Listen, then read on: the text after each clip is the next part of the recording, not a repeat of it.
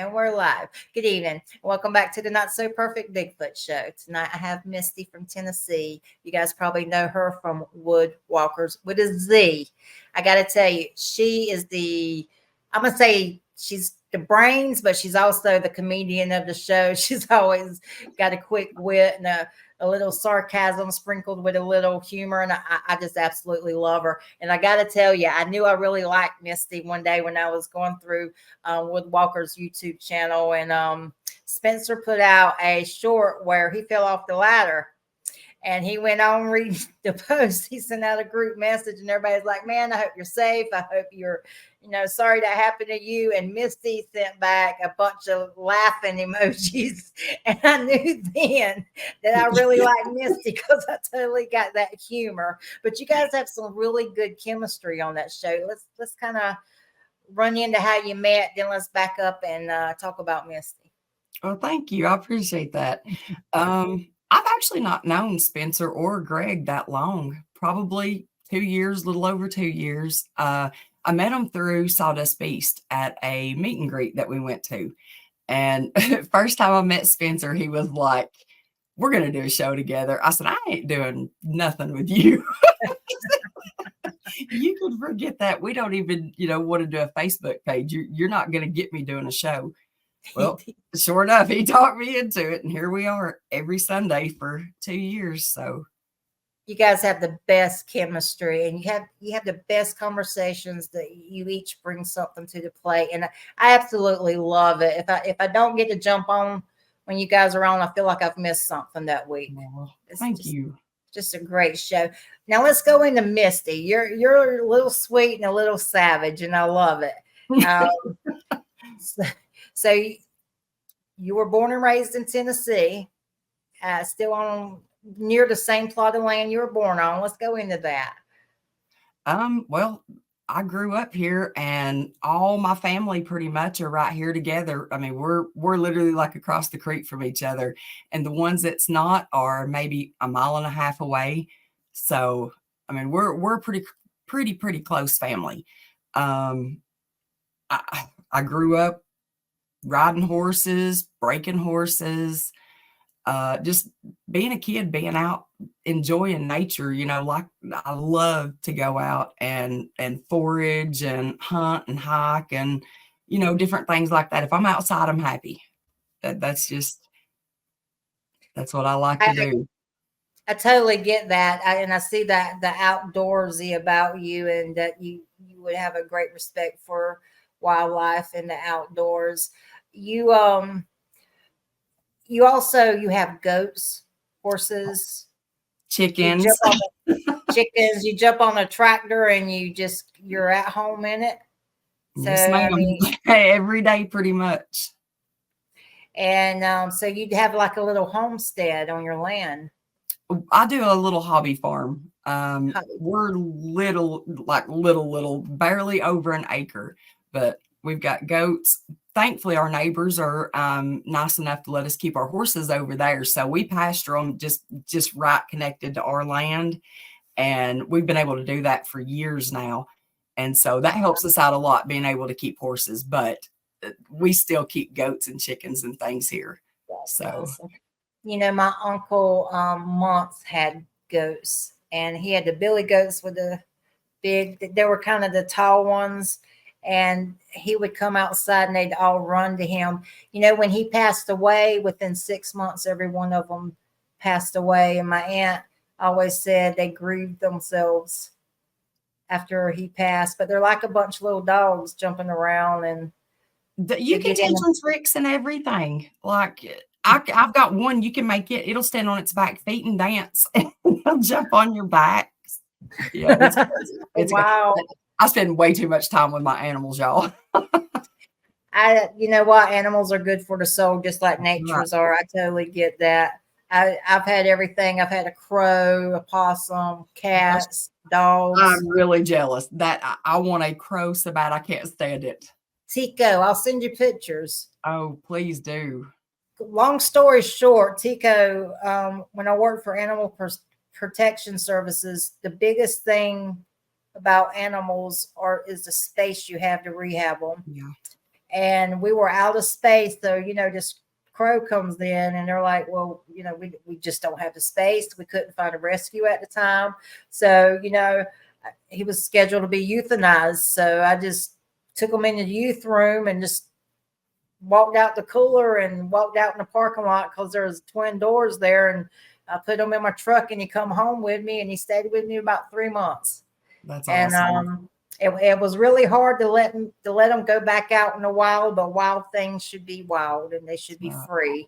And he stayed with me for about a year, just flying around. And he made a mistake one day and kind of was hanging out in the grass, and the cats were like, oh, we're going to have to teach him a lesson. So he would stay in the trees. But it was really weird because my neighbor's gas cap from his riding lawnmower went missing. I would find these things in my grass, like, it'd be like, and every time I would find something new, it would be in the same spot, and it was pretty cool. He was bringing it to you. He was giving you gifts. Yeah, they never forget a face. Yeah, well, then I think he found him a little girl, and he was like, psst. But he lived in the mansion across the street. It's an old plantation house, and there's a family over there that he took up with. I think he got him a chick, and he was like, okay. But then the possum I had, her name was Big Bertha.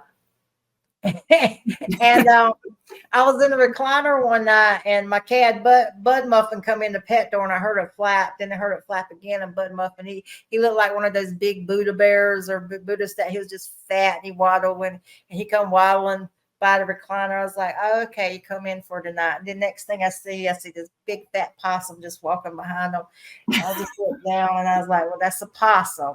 I said, okay, well, she'll figure out how to get back out the pet door. She stayed with us for 3 years. Wow. Named her Big Bertha. So I was like, yeah. But I weren't married. I didn't have kids. I just kind of did what I wanted. So no harm, no foul. We've got possums, squirrels. If we find it around here and it can't find its mama or whatever, we take care of it. I mean, well, your nickname Squirrel. It stays with us. Yeah. That's because I get so sidetracked. If anybody watches the show, they'll learn real quick.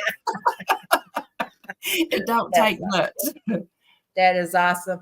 So now, when you're growing up, did you believe in Bigfoot, or do you have any thoughts on it? Or I didn't. I thought it was just something in a movie. I never thought any way in the world that a Bigfoot or a werewolf or a dog man or, lizard people, anything like that, anything that people, say they see. No, but ghosts, yeah, because I've seen them, spirits, but not Bigfoot.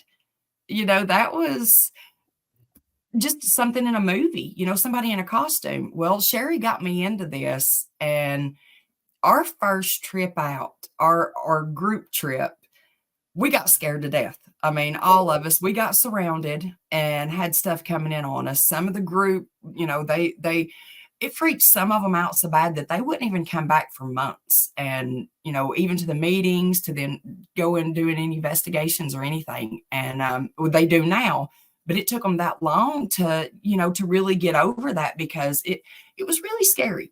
I mean, we were getting flanked from 3 different sides, and it pretty much left us a way out, and that was it. It was telling us to go. This was in the woods of Tennessee? Yes, ma'am. Yeah. So now Sherry's your aunt. She is. Now she's high speed, low drag. There's no, she's just high energy. Hey, she's a handful, let me tell you. She's sweet and I'm sorry. She's a chipmunk. Is what we call her. She's hyper, and she'll go, like you said, just from 0 to 60, just in a split second. Let me tell you, runs in the family, doesn't it? It does. Easily distracted. So she comes to you, and how does she talk you in? Did you know you were going Bigfoot when you went, or did you think it was? She sends everybody a text, and she's like, y'all, I want to start a group. And we were like, well, I can't sing. I can't play no instrument. So, I mean, they already done music. So I thought, well, maybe they're wanting to do that again. No. She said, we're going to do a Bigfoot group. And I was like, are you nuts? Why would you want to do that? You know how many people's going to make fun of us over this? And she's like, I'm telling you. She said, I feel like I'm supposed to do this. I feel like we're supposed to talk about this, and I'm supposed to make all the family aware of the things that are out there. And she studied this for, we didn't even know it. I mean, had no idea she was even looking into this kind of stuff. I think at the time she might have been like 12 years in studying. Wow. Yeah. So, she was like, I think this is something that, I need to do. I feel like I'm supposed to do this and let y'all know what's, really going on out here.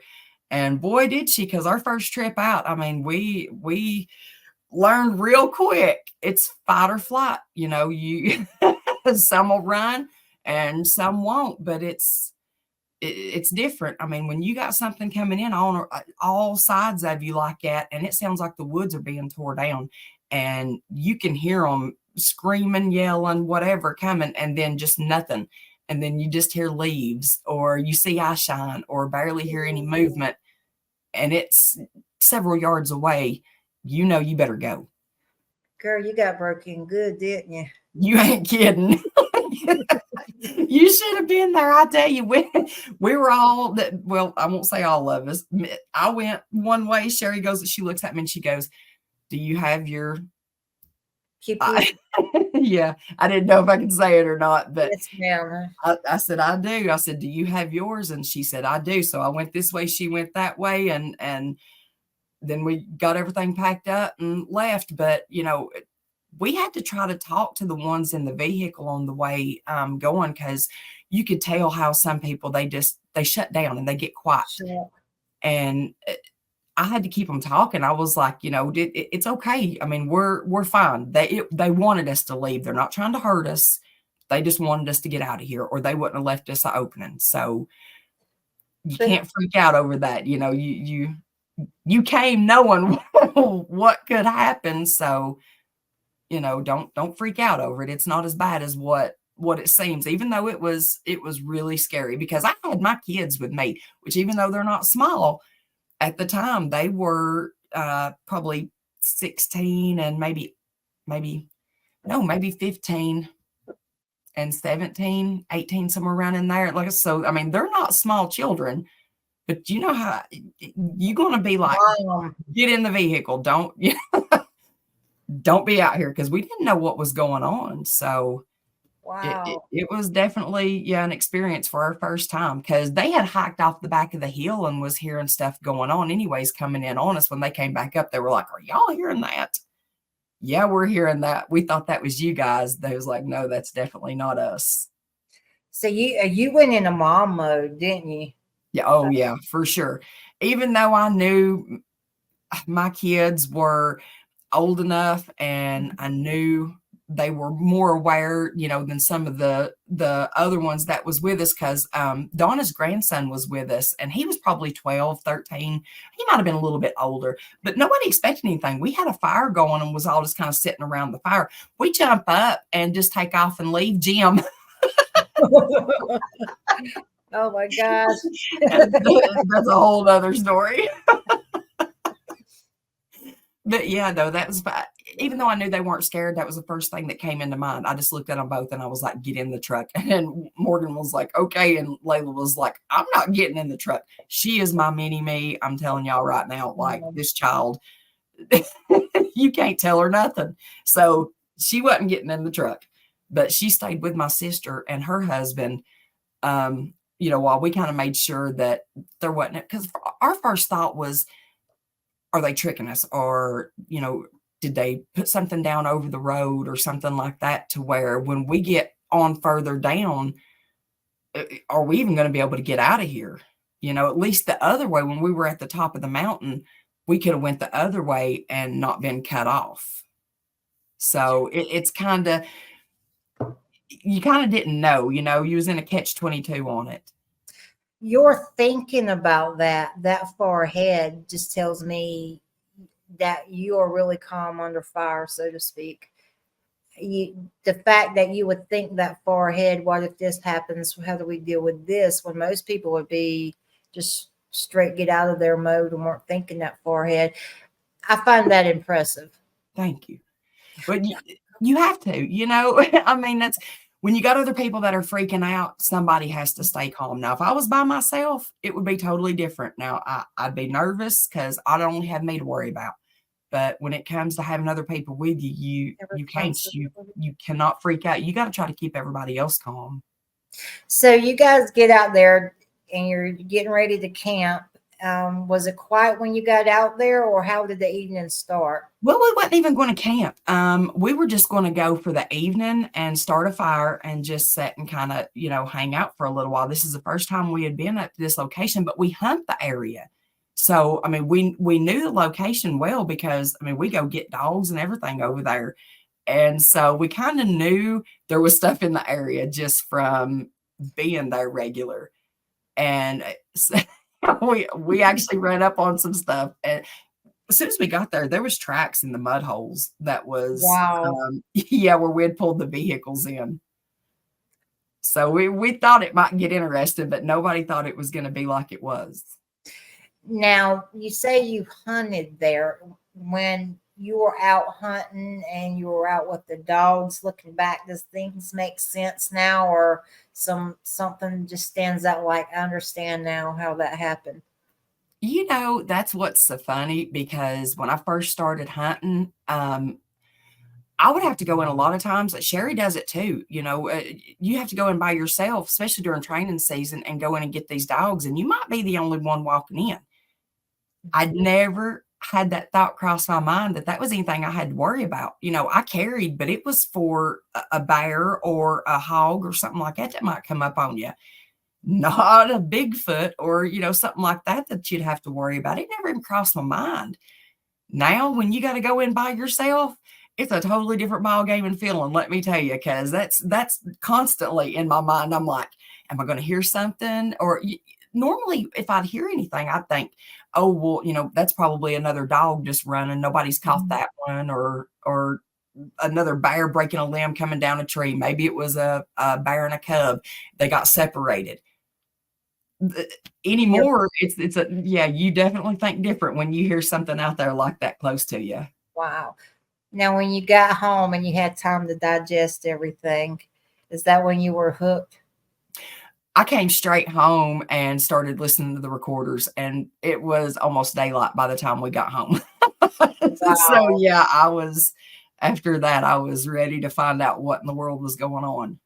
You got bit by the bug, didn't you? I got bit by the bug, and that's what it is. You're either so terrified that you want nothing else to do with it, and you want nothing else to do with the reason you was out in the woods to begin with, or you get so excited over it that it's like you are absolutely terrified, but you can't wait to do it again. I found now your friend Greg has a lot of activity, and he's someone you can really learn a lot from. Yes. So when you start to build your circle around you and you start to meet friends, and they kind of complement your life. And I don't know if you call yourself a researcher or not. I kind of go out for the adrenaline rush. I don't really know that I even want to prove anything. What kind of influence or how big does it matter of the people you have around you? Does that can make or break the time in your woods and what you know and how you're learning and whether you're keeping your mind open or not? And you've surrounded yourself with really good people. How has that affected you, and what have you learned from them?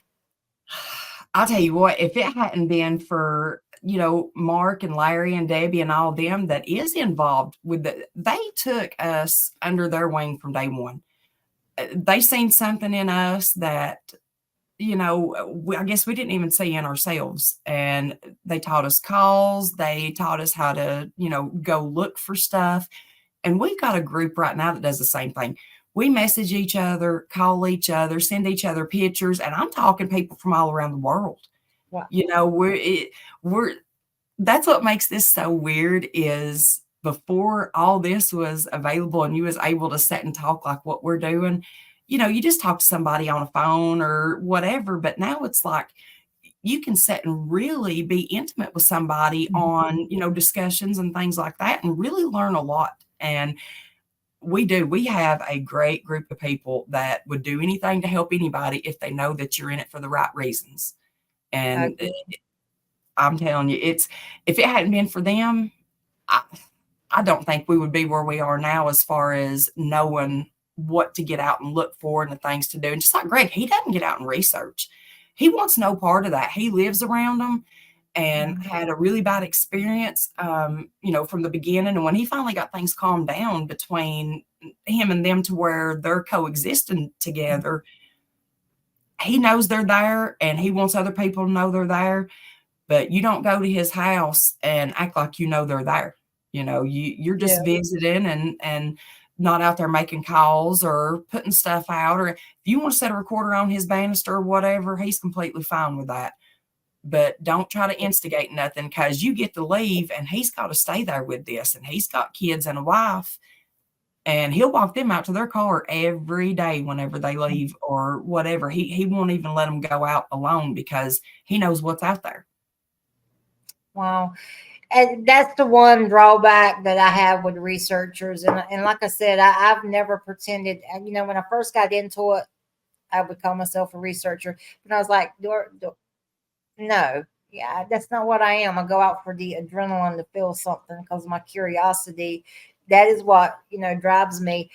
The thing about researchers, and one of the drawbacks I don't get me wrong, because I do focus on researchers, but there are some, if you get a bad researcher on your property and they don't respect the land, they don't respect your Yes, home, they can leave it worse than when they came. that's right. And you have to deal with the aggression, you have to deal with the backlash, and you have animals, you have family, and I think sometimes you really have to vet someone if you're going to let them on your property.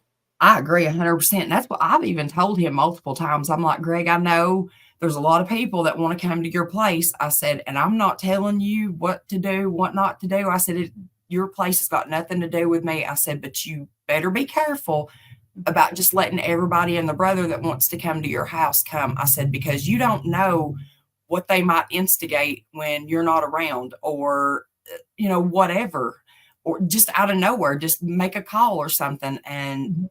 or their intentions, when they show up.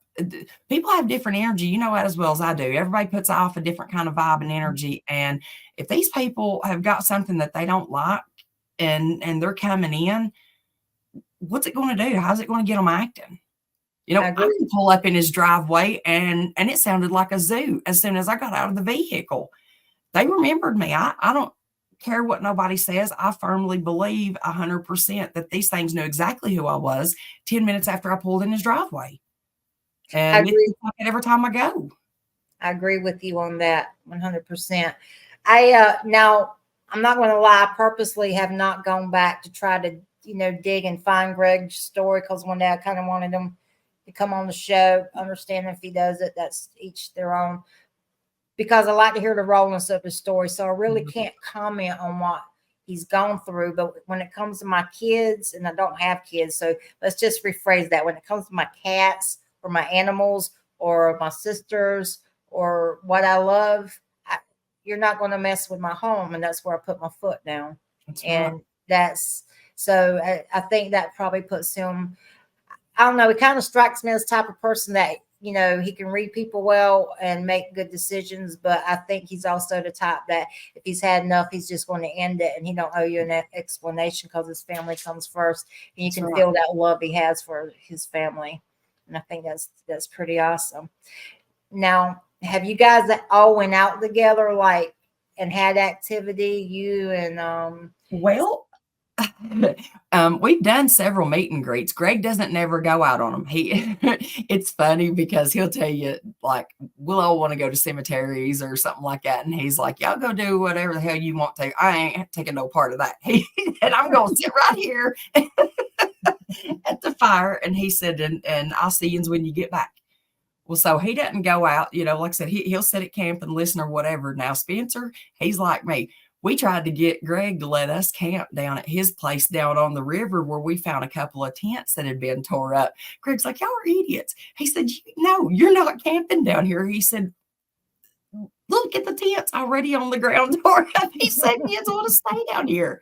So Spencer's like me. He likes to get out and, check out stuff and all that. But we start, what's so funny about that? You said you don't consider yourself a researcher.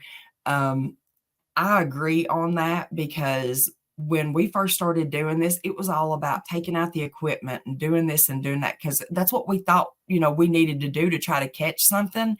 But you learn, you usually get more if you leave all of that behind and you just do it for yourself, the experience for yourself. I've got to where I don't care. I've got nothing to prove to nobody. I go out in my backyard every night and just sit and listen. I have lights I turn on every night, hoping, because I do get calls here and I do have stuff that's been put on the spectrogram from here that's nobody knows what it is. It's what everybody thinks to be Bigfoot calls, same hurt, same sound. Mm-hmm. And so I actually set up a garden area back behind my barn where it's private, and put lights and stuff up out there, and a little fire pit. And I go hang out there just by myself at night, just up until in the morning, just listening. And it's almost got to the point to where I can turn those lights on. And now it's not every time, but if I go out and there's no lights on, I may not even hear so much as a coyote. But if I turn those lights on and I go out there, a lot of times I've got to where I will get one call, like just one single individual call, and I may not get nothing else. It's like they know that I'm outside. And that's kind of, I guess, their way of letting me know that they know that I'm out there. It's so just their acknowledgement. Well, I like what you said about you have nothing to prove to anyone but yourself. And I like that, because you can have an experience and there's always going to be one in the bunch. Where's your proof? Where's the pictures? Where's the... They can get out and do it too, just as easy as we can. There's literally, I don't have to prove my experience to anyone to be able to talk about it. I don't. And I just think that's where we go. The community has gone wrong. Everybody demands proof, but I have nothing to prove to you. I go out there for me. I go out there because, my mind just wants that adrenaline rush. I don't want to die, but but you want to be close. you want to feel so scared you feel like you're going to. I want to put that another notch under my belt. Like, that was cool, Yes, that's me. So, have you felt? Me, I don't think they want to be your friends.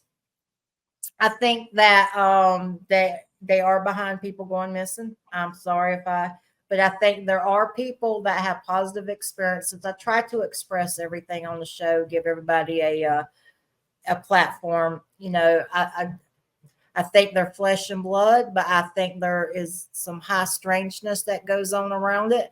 I've had people in the community that have researched for 40 plus years that when they first started, they are like flesh and blood. Then they started coming across portals.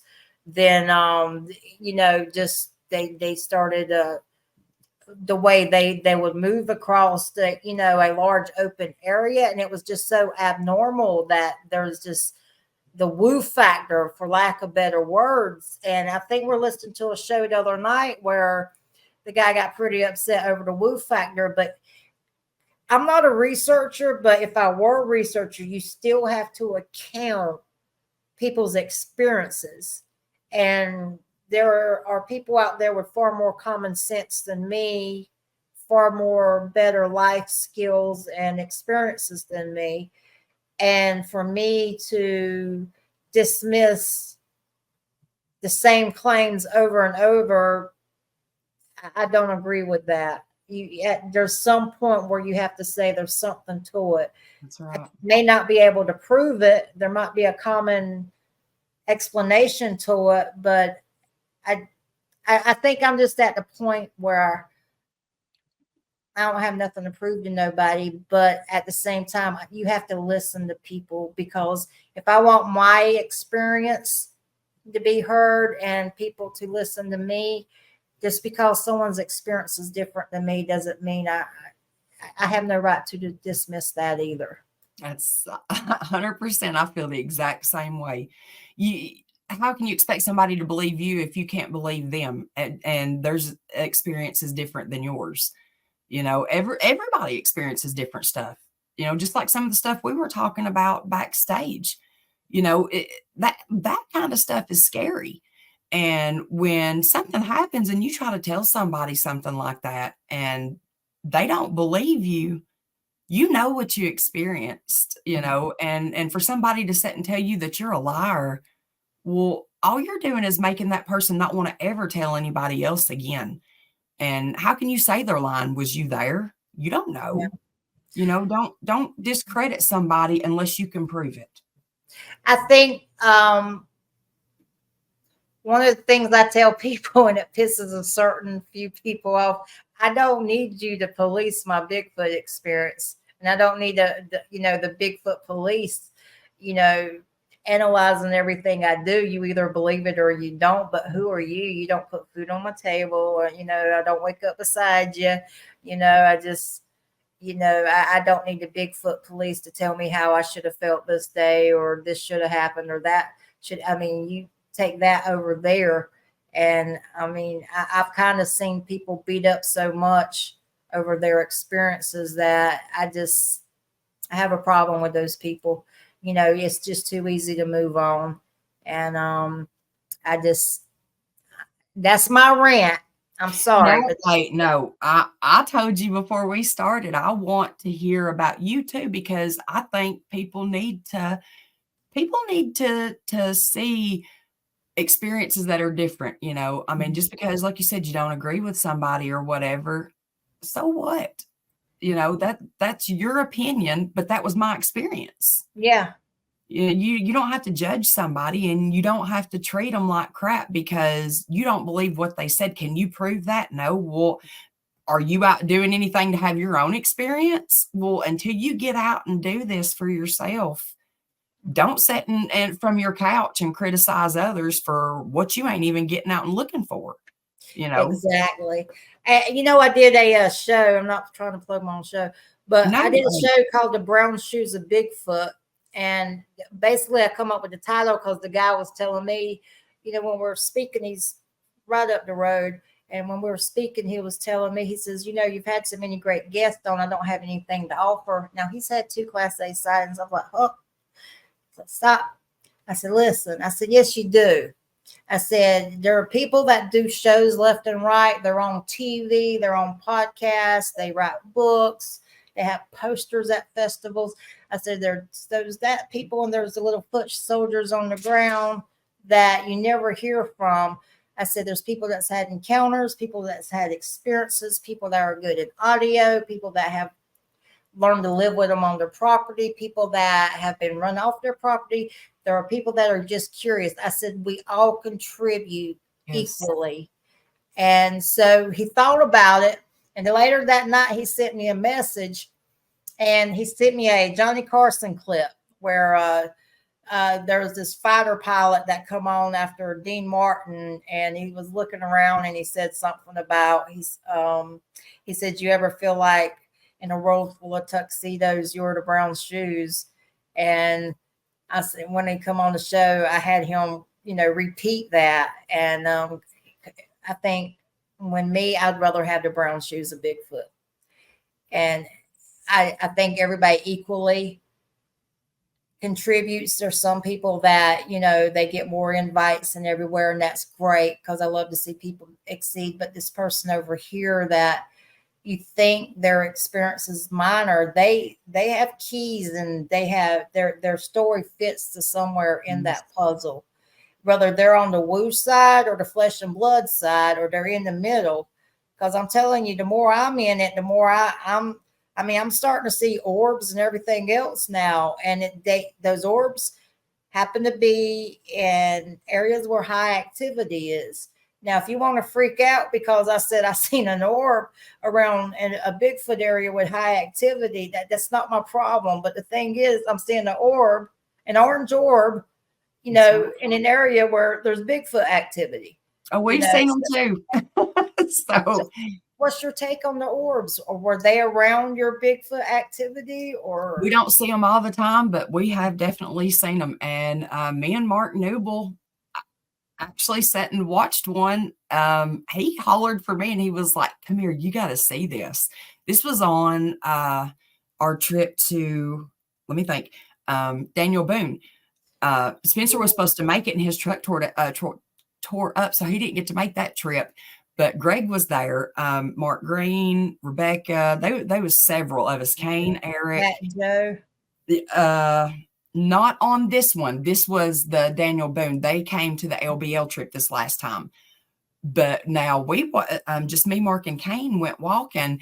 And whenever we went down the road and was just standing there, we'd already been hearing some weird stuff, seen some fog, all kinds of, had the Ovilus on, and it was saying some crazy stuff. Yeah.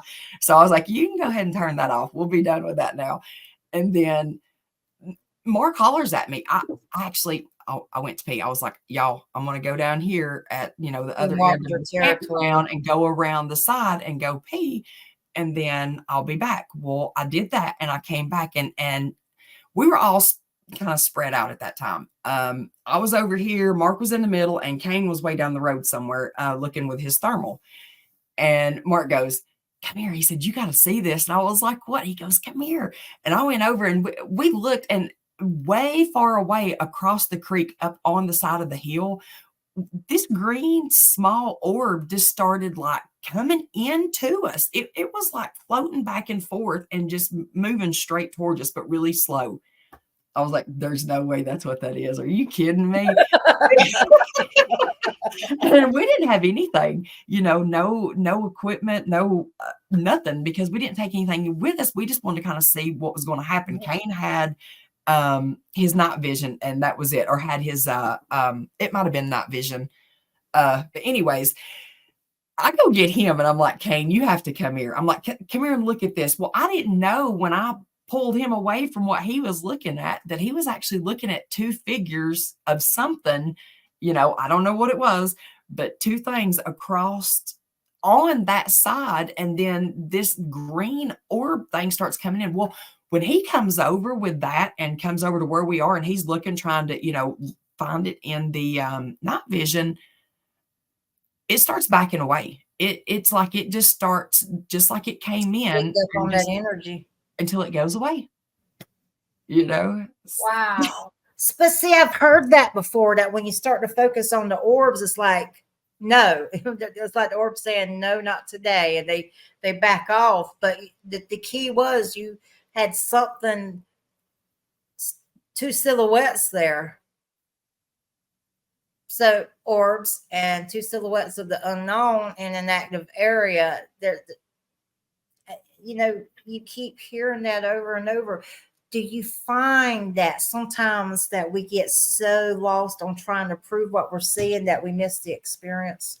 That's right. Yes, a lot. And that's why I quit taking anything with me. I may have a recorder, but for the most part, I don't use the night vision or anything like that, because I actually see better with my eyes at night than I do using equipment. Not obviously if something, was to come in front of me, but I can see it. This sounds so crazy, but I promise you, like, I can see eyes at night. If all it takes is a little bit of moonshine, a little bit of moonshine. Of course, I'm going to moonshine. You see a lot of stuff with that.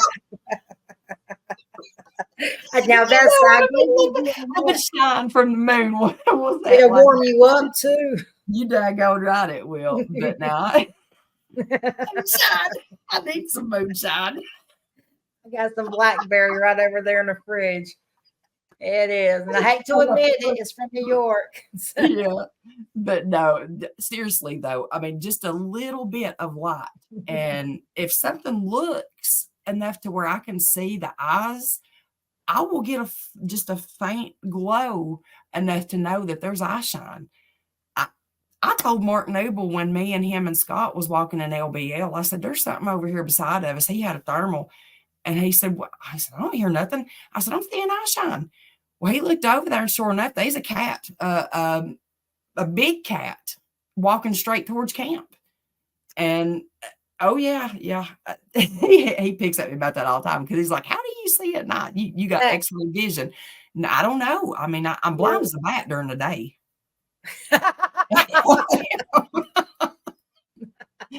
I am. Well, I mean, you're out there a lot at night. You're in tune with the land, so I just think I think you've developed and got a good lay for the land, and you kind of your experience, you know what to look for. It's pretty cool. So you're like a good piece of equipment to have out there that don't need batteries.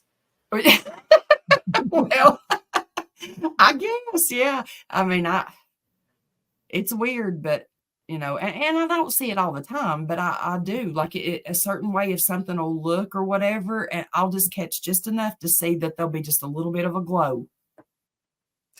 So the silhouettes, did they disappear with the orb? Well, I don't know because I pulled him away, and so whenever he went back to try to find it again, they were gone. He couldn't re-find them. But I didn't know at the time, or I would have never even said, come here. I wouldn't have asked him to ever took his eyes off of it because he was trying to record it and get it, and he's over here looking at it. I'm grabbing him, and I'm like, "You got to come here. Come look at this." I didn't even give him an option. Misty put her foot down on that one, didn't she? Well, if I'd known he was seeing something, I would have probably been like, "Hey, let me look at that. I seen the orb already." But so, other than the first experience you had, I would say it put you on your toes. But like you said, even though you felt like they were being aggressive, the thing was they wanted you out of their area. So aggressive, yeah, but not.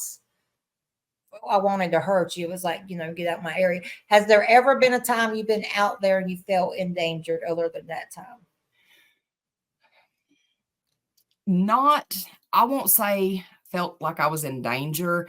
There's been times I've been really scared and we've been bluff charged, things like that. I don't think, and I'm not saying that I think that these things are, super friendly and not going to mess with you because I think they're just like people. I think there's good and bad in everything. But we've been to the point to where, I've literally, when they say your knees knock together, that really happens. That actually happens. And I never knew that you could really be standing and have that happen to you. And I'm telling you right now, me and Sherry was probably 30 minutes away from even getting out of a park one night up on this top of the mountain, just up on a gravel road. And you know how it is trying to drive them curvy mountain roads. Nobody but me and her till 4 or 5 o'clock in the morning. And all of a sudden, I guess I done something that they didn't like because we were getting ready to leave. And I said, well, I'm going to just say I never make any kind of calls that are, I don't even hardly do calls anymore. You don't have to. I mean, they'll come to you if they know you're there. You don't have to call them in. But we had something, it sounded like a shotgun going off. And next thing I know, it was coming down the side of the hill. And she looked at me and she goes, get in the truck and get in the truck now. And I was like, hold on, just wait just 1 second. I was like, because I left the recorder out to the very last minute. We had everything packed up, but I kept one just sitting on the hood of the truck. And she was like, we got to go. She was like, what you just done? She said, you pissed this thing off. She said, we got to get out of here. So I got in the truck and we left. But as far as feeling like, oh, well, and we also at LBL, I'm sorry, I'm all over the place. No, I get this mental picture of this thing crashing through the woods. And you're like, just hold on now. Just trust me on this. I don't think so, Misty. I stood at the door and I was like, just give me just 1 more minute. Just let's see. And just listen. Yeah. She was like, no. She was like, get in. She said, you realize we're 30 minutes away from even getting out to any kind of main road. And then probably 20 minutes or so to even get any kind of phone service. Oh, man. Yeah. So we were almost an hour away from even being able to call or anything. One good thing about it, if something had happened, we were in the hunting truck. So we did have a radio. We could have, if we could have found anybody, but we could at least maybe let somebody know. Wow. I bet Sherry was like, what did I create with this gal here? She knows. Hey, she's as bad as I am. Let me tell you, she's tiny and probably not even. I'm gonna say she's like 4 foot. Well, those She's small. chihuahuas will tear you up just as big as a big dog would. She's she'll be right there. She won't run. I'll tell you that now. She's little, but she's a firecracker. And if something happens, you better believe she's gonna have you back. She ain't gonna run off and leave you. She's gonna make sure everybody she came with is making it out. So, I don't know how to say that. How? Just say it ain't. How does it feel? I try not to burn bridges here. How does it feel knowing you go out and you have that kind of activity and you stand your ground and you've had these experiences, but you're just raw. And I love raw people. Don't get me wrong. I love the rawness of people because that's when you see who they really are. And you're just out there, you're connected with the land, and you don't use your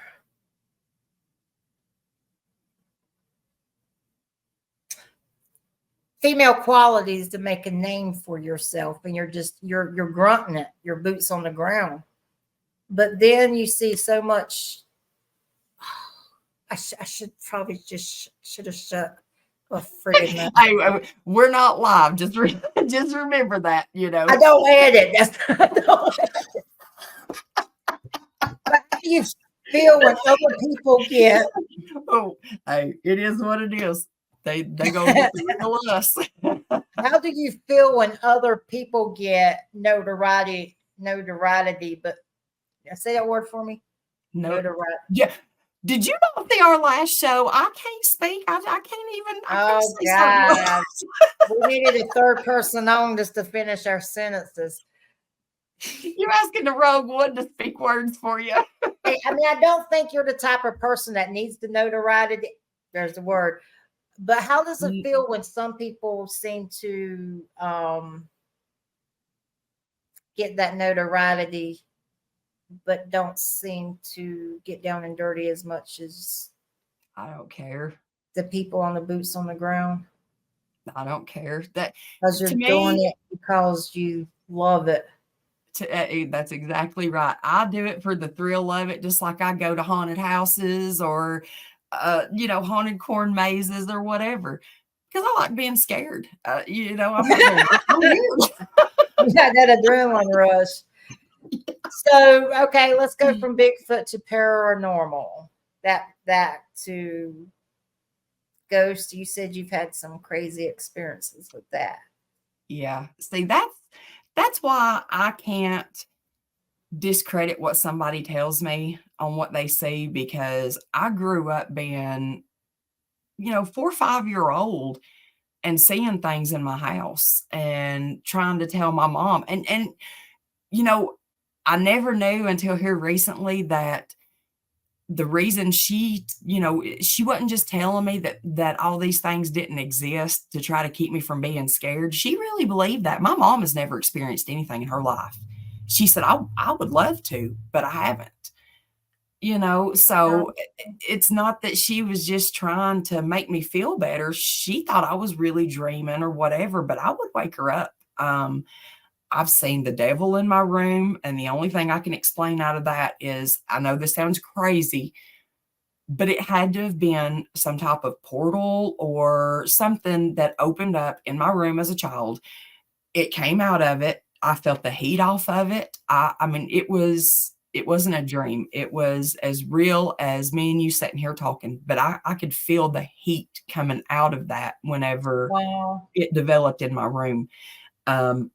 And the devil, what I took to be the devil, I think things can now make themselves look like what you're probably most scared of. Yep. And so at the time, to me as a child, you better be good. The devil's going to get you or whatever, So this thing walked up to my bed, though, and pretty much reached out for me and told me I belong to him. that I'm going to have to go with him. I'm his. And just kept telling me that over and over. And I kept telling him, no, I'm not. And I couldn't move. I couldn't scream. I couldn't do anything. I could look out of the corner of my eye and I could see, because the way our house was set up, I could see my mom and dad's room, but I could only communicate with this thing that was standing in front of me. And I was terrified, but I couldn't do anything but speak to him and then speak to God. It was when I started praying, it got really mad. It got angry. It grabbed at me and told me that I was coming with it. And I had scratches down my arms the next morning that my mom told me that, oh yeah, that she said that I had to have done it to myself in my sleep. And I said, I'm telling you, no, I didn't, but it's okay. I know what I experienced, and it was so mad by the time it was over that it was cussing, like literally cussing, and told me that it would be back. This is not over. And walked straight back into it, and the thing got smaller and it just disappeared out of my room. The room cooled back off. I was able to get up out of bed and run and go get in the bed with mom and dad.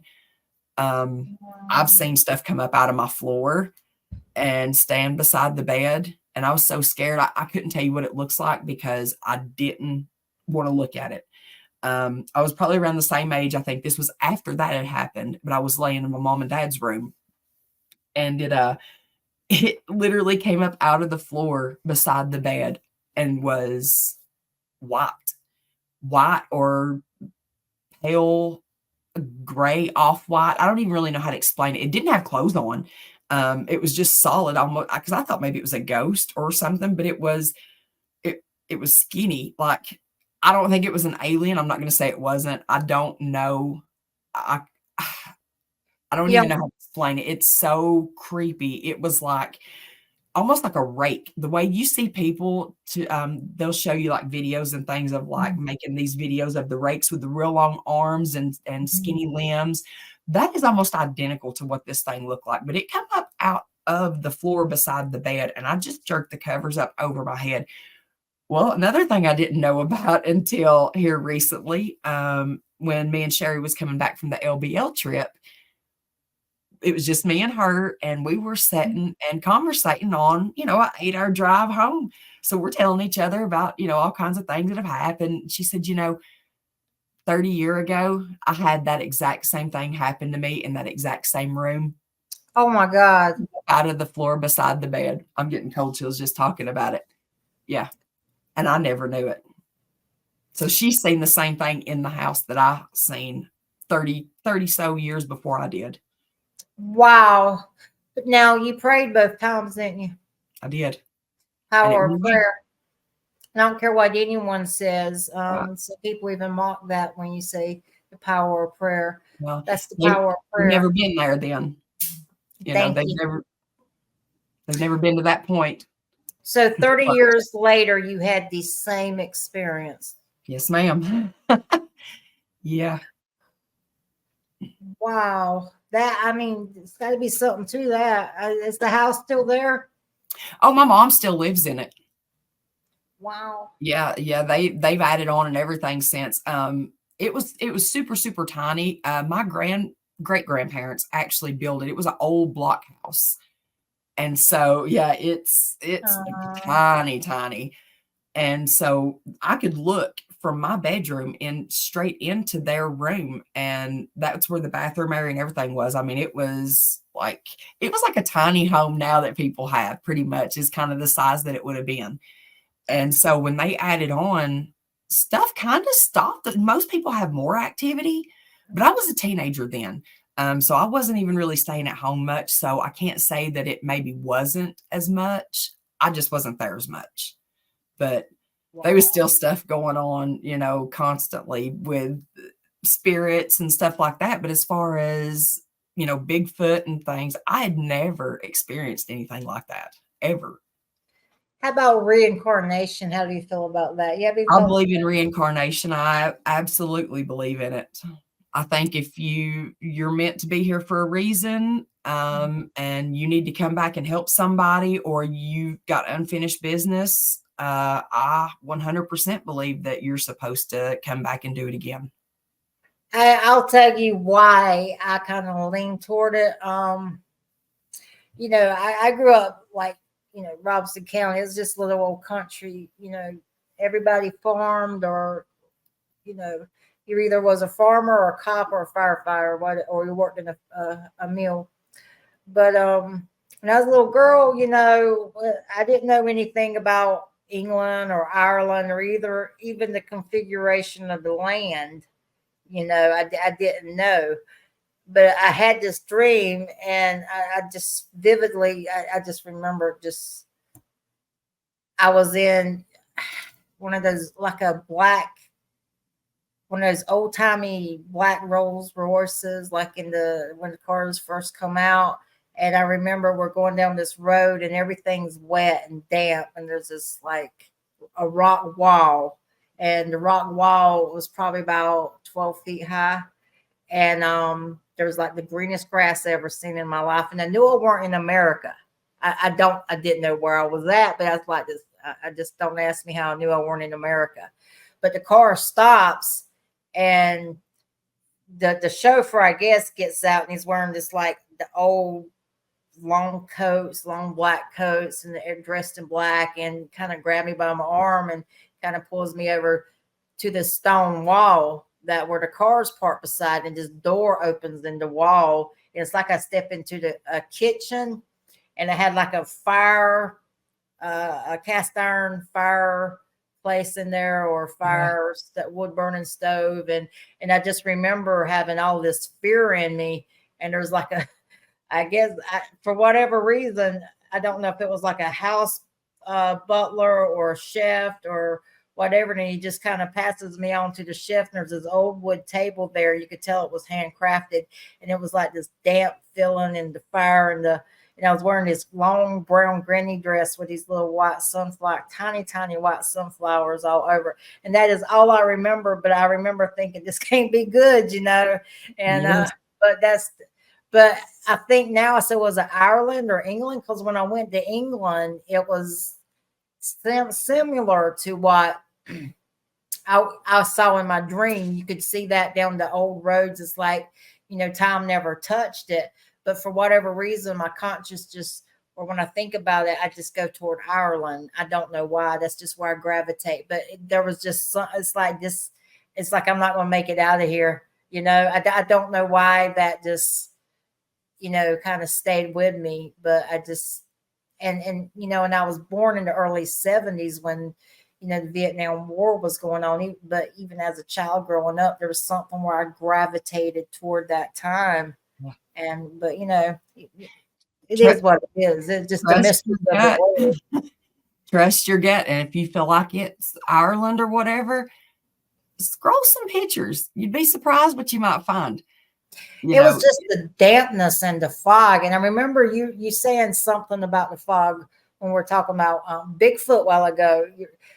The only time I ever did not go, I had an area that was really active, and even though I didn't physically look at it, and know it was there. There's so much happened that I knew it. We knew it was there. But I remember one morning I just needed. I got really restless because I had a brain injury, and I just sometimes I can't stay still. I have to go yeah. because staying still sometimes is bad for you. And so I remember one morning, and this was before I got married. I was like, I got to go do so. I got to go. So I went down to an area where we had a lot of activity. And it was also an area where I grew up at. So I had, I felt really safe there in the swamps and stuff. And I remember parking my car, and I was going to the woods, and the fog was just hanging in the air. It's just like, just a, like the cloud touched the ground. And I got like 4 or 5 foot going into the swamp, and something said, "Don't do it." And I just got the worst feeling. And I have never ever got a bad feeling about the swamp. Well, there is one place where we kayak at, and every time I put my kayak in the water, I'm like, oh my God, I just know something's, I just get this bad feeling, but I kind of push myself. But that morning, I was like, I didn't do it. I was like, I said, don't have nothing to prove. I've proved myself to the right people, me. So yeah, I got to go. That's And right. that feeling in that gut, there's something about the fog where, and it's really weird, because I had someone that has some experience with remote viewing, and she said there's like, because it's a part of research, and I mean, just my area. Yeah, you open your mind, you do it. And I mean, I don't consider myself a researcher, but I'm going to explore and do things. So I gave her the coordinates and everything, and she said there's two things there. She said the little things over here, and it's really weird because she described what our history of that land is, and there's a history there. She described what is a part of that history. I was like, okay, but she said that they're friendly, they're shy, and they're curious. She goes, but there's something on the other side of the swamp that petrifies them, and it kind of makes sense because I've never had that feeling of going into that area and feeling uncomfortable. It's like all you do is watch out for snakes and gators. That's all you got to watch out for. But I'm wondering if the bad things she got a bad feeling about come across the street that during the fog. I don't know, but it kind of made sense. And but there was something that day that just did not feel right. And I just uh-uh. And Always trust your gut with that. Troy Allen says, people think that the things they see as far as Bigfoot and Dogman and all that are scary. He says there's stuff out there that you wouldn't believe that are absolutely terrifying. So he's never went no further than that with his explanation of it, but he said you wouldn't believe the things that are out there. That's way worse than a dog man and a Bigfoot. yeah. Now, what is his background? Is he talking about Lizard Man and? No, he grew up with dealing with these things at his grandparents and at their place. So he doesn't talk a lot about a lot of it, not publicly anyways. But I mean, Yeah, he knows his stuff. yeah. So So let's. My husband says I ran on a lot, and I should let the guests talk. So no, let's go back. Let's I go back want here. this to be a joint interview. I'd even asked you about doing that because I think you have stuff that's Um, interesting. yeah. Well, yeah. Well, I think we were talking the other day, and I kept cutting. I think it was Jason off, and Jason was trying to get his. He was going to a festival, and I kept cutting him off. And I went back, and I was like, I told my husband, I said that was terrible. I said I've got to learn to shut up. So Jason, if you're watching, I'm sorry, I didn't mean to keep cutting you off. You trust me, you talk. The more I talk, the more I sit and ramble, and I get so squirreled out, it just goes off the freaking rails. So you talk all you want to. I'm so nervous about doing these shows anyways. Like you would think doing this every week, you're not nervous, but I am so much more nervous than I was beforehand when we were just talking. Cause it's like you get that the either live or the recording button going, and my mind just goes, oh, it just freezes. And that You hold your ground where it matters. So that's the thing. oh. So what do you prefer more? Let's go into you for a minute. What do you prefer more, the paranormal or the Bigfoot? Do you think they just coincide? Oh, that's a hard question. Back in the day, I'd have been like, oh, 100% supernatural. Let's hit up a graveyard. Let's go do this. But, I've kind of got to where I like to go out and Bigfoot just as much as anything else because I think it's all tied together anyways.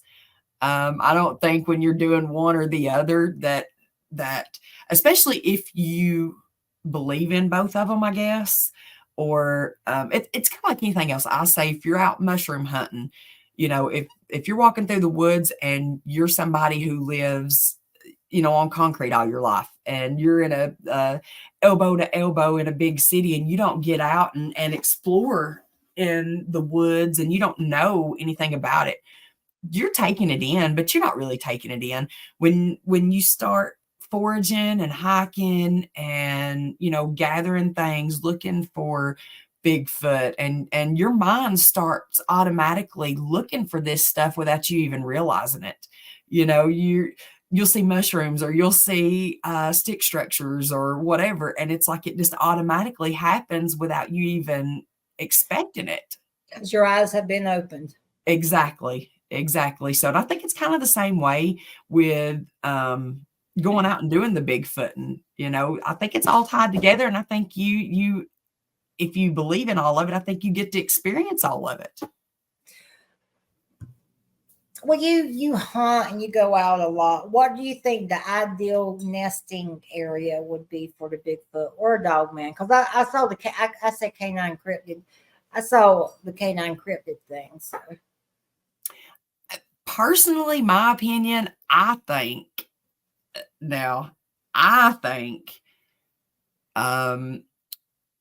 places like good overhangs, way back in like the refuges, places like that, like a elk preserve, a bear refuge, places that you're not going to have normal traffic coming through. Cades Cove, yeah, people say all the time, there's activity there, and I can get that because of how big that place is and the area that it's in. But I think for the most part, these things try to either stay more, like in areas like that, or in caves, or like old mine shafts. Yep. I think they kind of go where the people aren't until they want to come out and be curious or whatever. I think they stay fairly close. I don't think they migrate like super far.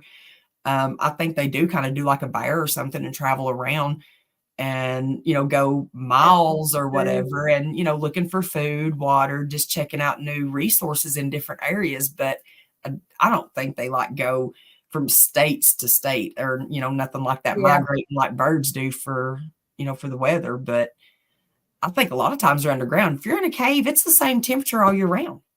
And a lot of them has water. I did not know that. Yeah, it's like what, 50 something degrees maybe for the most part. Like the deeper they are, the more stable the temperature is. But yeah, you can have water and stuff there all year long, and be cool in 100 and something degree weather. Yeah. It's filtered fresh water. That's awesome. So what do you think their meal of choice is? Do you think they gravitate more toward berries on the vine, or you think they're more meat eaters? I think they're opportunists. I think they forage. I think they hunt, I think they eat meat, berries, fruits, mushrooms, bugs, worms. I think, yes, ma'am. I think they literally just scavenge. I think they scavenge and eat. I think they eat good, because people that get out and forage that don't know, I could go out in my yard and pick 20 things right now that I could go out here and eat and be just fine. If you know that kind of stuff, you're going to survive. You don't have to say, oh, well, they've not got nothing to eat. Is there greenery around? Is there water? They've got stuff to eat. They way more than what a lot of people think. And I think they eat what they can get at the time, if that's all they can get. But I think they do just fine. They may have to move around a little bit, but. Do you think that, and this is a controversial question, but you know where I stand on this. Do you think they're responsible for missing people? I do. I do think that they do take people. I don't think that they take hundreds of people, as far as like, I don't think you've got one Bigfoot out here just roaming around like, Ted Bundy or something, trying to just snatch people up. But I do think it's the same situation. I think it could be opportunists. They're hungry. You're in the wrong place at the wrong time, or Vibes. Yes, ma'am. They're curious, or you've got something that they like, possibly, that look at mosquitoes. I mean, I get ate up by mosquitoes and they won't touch my husband. There's something they like more about my blood than they do his. Well, it's probably the same way with people. There's things that they're gonna like more in you than somebody else, or they may be something that they sense in you that, something deep and dark. And I can't say that as far as, because there is missing children and things like that. I think the kids that get took, I'm not so sure. And now this is just my opinion, y'all. Don't come at And me. it's okay to have an opinion. It's okay to have an opinion. That's called open conversation. I think when they take the kids, I'm not so sure that it's that they're taking them, to eat. And I'm just saying that, and they may do it, but I think they take them and maybe raise them, or they take them and I don't know. Maybe they do, but hopefully that's not what they're doing. But you know what I'm saying. I think they're more curious when they take a child. When they take women, we've all heard why they take women. But that goes back to like you said earlier. I mean, sometimes you're in the woods and you relieve yourself. I mean, it just, my biggest fear is that Bigfoot. It's, you never know when you're squatting in front of a trail cam, somebody's trail cam. Yes, ma'am. Where's the cameras? I'll tell you a funny story now. Oh no, I might have one to match it, but go ahead. Let me go to Avatar, but tell your story, Miss. I've got an old truck. Oh my god. Okay, I'm a zip. Go on. No, this is back before, like, I even knew anything about like backup cameras and stuff like that, and I hunt with a bunch of men, me and Sherry, and there's times that you can't just walk off. You got to go to the bathroom where you can. And so I don't know how many times I have going with you. I don't know how many new trucks I've squatted behind when we've been.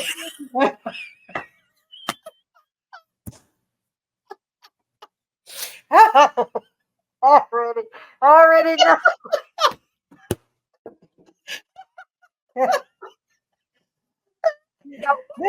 Granted, when I walk back around. Okay. I'm sorry. Oh Lord, you should have known that was going to go somewhere. Okay, I'm sorry. I ruined that. Anyway, there's backup cams. Who would have thought I drive an old truck? Mine ain't got nothing like that. Heck, I didn't know, and then it was like, oh, so-and-so got a new truck. Dang, this is nice. What is that? Oh, that's this and this. That's my backup car. I'm like, what? I was just being like last week behind your truck. Oh, that's my biggest fear in the woods. Being on somebody's face, looking my big white. Yes. Yeah, that's why I don't join any hunting club Facebook groups around my area. Oh Lord, I'd hate to know. The week.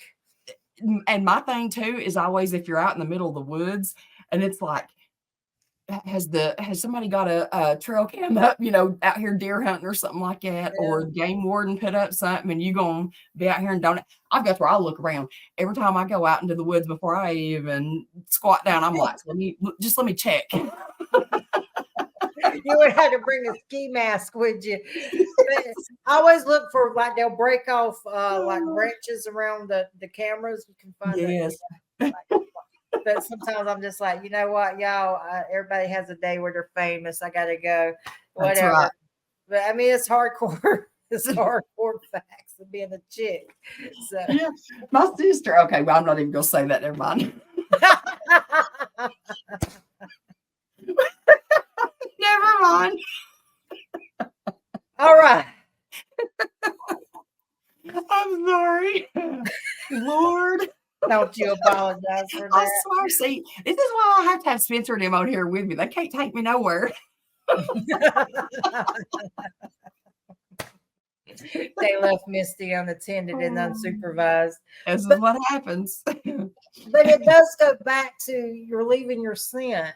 And I mean, there's like Yes. I'm past menopause. So I mean, I guess I'm leaving a different scent out there. I mean, than versus someone that's, not in or hasn't went through menopause, Well, I mean, okay. Let me hit you with this one then, okay. because I've I, got a theory on that. let me brace myself and put my seatbelt on. Okay. Hang on. I'm holding on, mama. What if they know, like, I've had a tubal, so I can't have children, but I still do have, a monthly and all that. I actually go, and when I pee, that's what I tell them. That's what I told Mark and Kane. I said, I'm going to go over here because I just so happen to have been on my period. And I said, I'm going to walk down here and see if I can put a little scent out and see what happens. Well, that's when he hollered and said, about the orb, and Kane was looking at, something across the way and all that. Well, that night I had something come up messing with me at my tent. How did you leave that out of it, Misty? How did you leave that out? Let me guess, I interrupted. But let's go. I told you I get sidetracked. Yeah. No, we I was sleeping in a tent by myself, and Mark Newble was in his truck, and we were on there was like a drop off kind of back behind us. It wasn't very steep or anything, but it kind of went down just a little bit out into where there was a creek area, and it kind of flattened out and then went back up. I could listen to this thing, and if you hunt or even what you do, you listen, and you can tell if something's bipedal or if something's a bear or a deer. I mean, a lot of times what's coming in on you just by listening, where it's coming from, which way to go look for tracks to, see if you can see. Well, the next morning after all that happened, while we were packing up, I told Sherry, I said, I'm going to walk down here right quick because Greg was over here. And then it was me and Mark and then Debbie and Larry. And we just kind of all went around in a circle. And so I knew it was coming from where Greg was out past the road. So I go all the way out as far as I can and start walking in until I start seeing signs. And then I find tracks. And so, it coming the exact same way that I heard them coming from. Wow. And found two different sets. And these tracks literally walked straight up through the creek to the back of my tent. Oh yeah. And then and I heard it leave my tent. It's like it heard me looking for my pistol. And because I was like, I always have everything laying right with me. But we were so late going to bed that night that whenever I finally went to bed, I was freezing to death. So I started breaking out extra sleeping bags and all that. And I had layers and layers of clothes on. And I kind of had my tent, in a disaster where I was getting so much stuff out. And I covered up my stuff. Well, when I laid down and went to bed, I was like, oh man, as soon as I heard it, I could hear what sounded like an owl call, but it wasn't an owl. I mean, this thing sounded humongous, and it sounded like a owl with smoker lung or something is what it sounded like when it would try to make a call. And it even got choked up, at one point, like almost coughing. And it's like it hushed and didn't do anything else. Then I would hear a limb break. And I was like, I know you're walking in on me. So I was just kept laying there listening. And then I would hear another owl call or just some kind of random little noise. And then it'd stop a minute or two later. And it done that for several minutes until it finally started coming in close. And I swear that was a scary moment too. I ain't gonna lie. I was laying there on my back and I knew from the light, I was like, I'm about to see this thing looking in my tent, or like the shadow of it, like looking. And I was like, Lord. And so I just started fumbling around trying to find my flashlight and get everything. And I think when it realized I was awake and it knew, I don't know if it knew what I was looking for, but it knew I wasn't asleep, and it knew that I was kind of frantic because you know how the bottom of your tent sounds, right? Yeah. Well, I was smacking all around on that tarp and making all kinds of noise, fumbling, trying, and I'm like, where is it? And trying to find it. This thing huffs at me and walks off and goes over to Debbie and Larry's tent. Now, I'm not going to lie. I did not get out and look. Now, if my tent at the time that if I had been able to unzip my windows and look out 100%, I would have definitely done it. But this was just one of the little small pack-in tents. Yeah. I couldn't even open any windows. I either had to get out and go out the door, or I would have had to left it completely unzipped on Wow. the rain fly. So there was no way of looking out without getting out. I wasn't getting out. Everybody was in bed. Mark was in his truck sleeping, and so I, I'm not gonna lie, I wasn't getting out. But the next morning, I knew to go look and see what I could find. And we found two different sets of tracks that came straight into where I had seen it and then went straight over to where I had. And I had told everybody what had happened and what was going on before I ever even went and looked. So, I mean, they knew I wasn't lying about it. And I'm not going to be out walking. And I know what a bear sounds like. 2 nights before that, I had just told Mark Newell when we was sitting there, I said, I said, listen, we've got a bear coming in. He was like, what? I said, we got a bear walking into camp. And he said, are you sure? I said, well, it could be a deer. I said, but I'm pretty sure it's a bear. That night, Debbie comes waking me up and she's out here going, hey, bear, hey, bear. And she goes, Misty, you've got a bear outside your tent. And I was like, what? And so we ran it off, but I knew that it was there and I knew what it was. This was not a bear. This was bipedal. And I even asked Kane and Eric the next morning, and y'all, nobody that does this that are really serious about what they do are going to mess with others. I mean, that's true. I would do it to Spencer. I'm not going to lie. I would definitely do something mean to him, but only him. Because I would tell him after I'd done it, you know what I mean? I would be like, hey, that was me. I was just trying to mess with you. But as far as anybody else, you're not going to do that to people.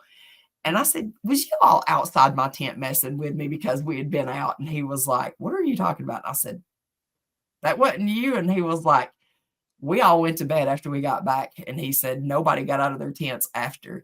And I said, well, something come from over. See, Greg and him had left the night before that or the day before. So their site was empty. So we were the very first site that came out of the woods up to where we were.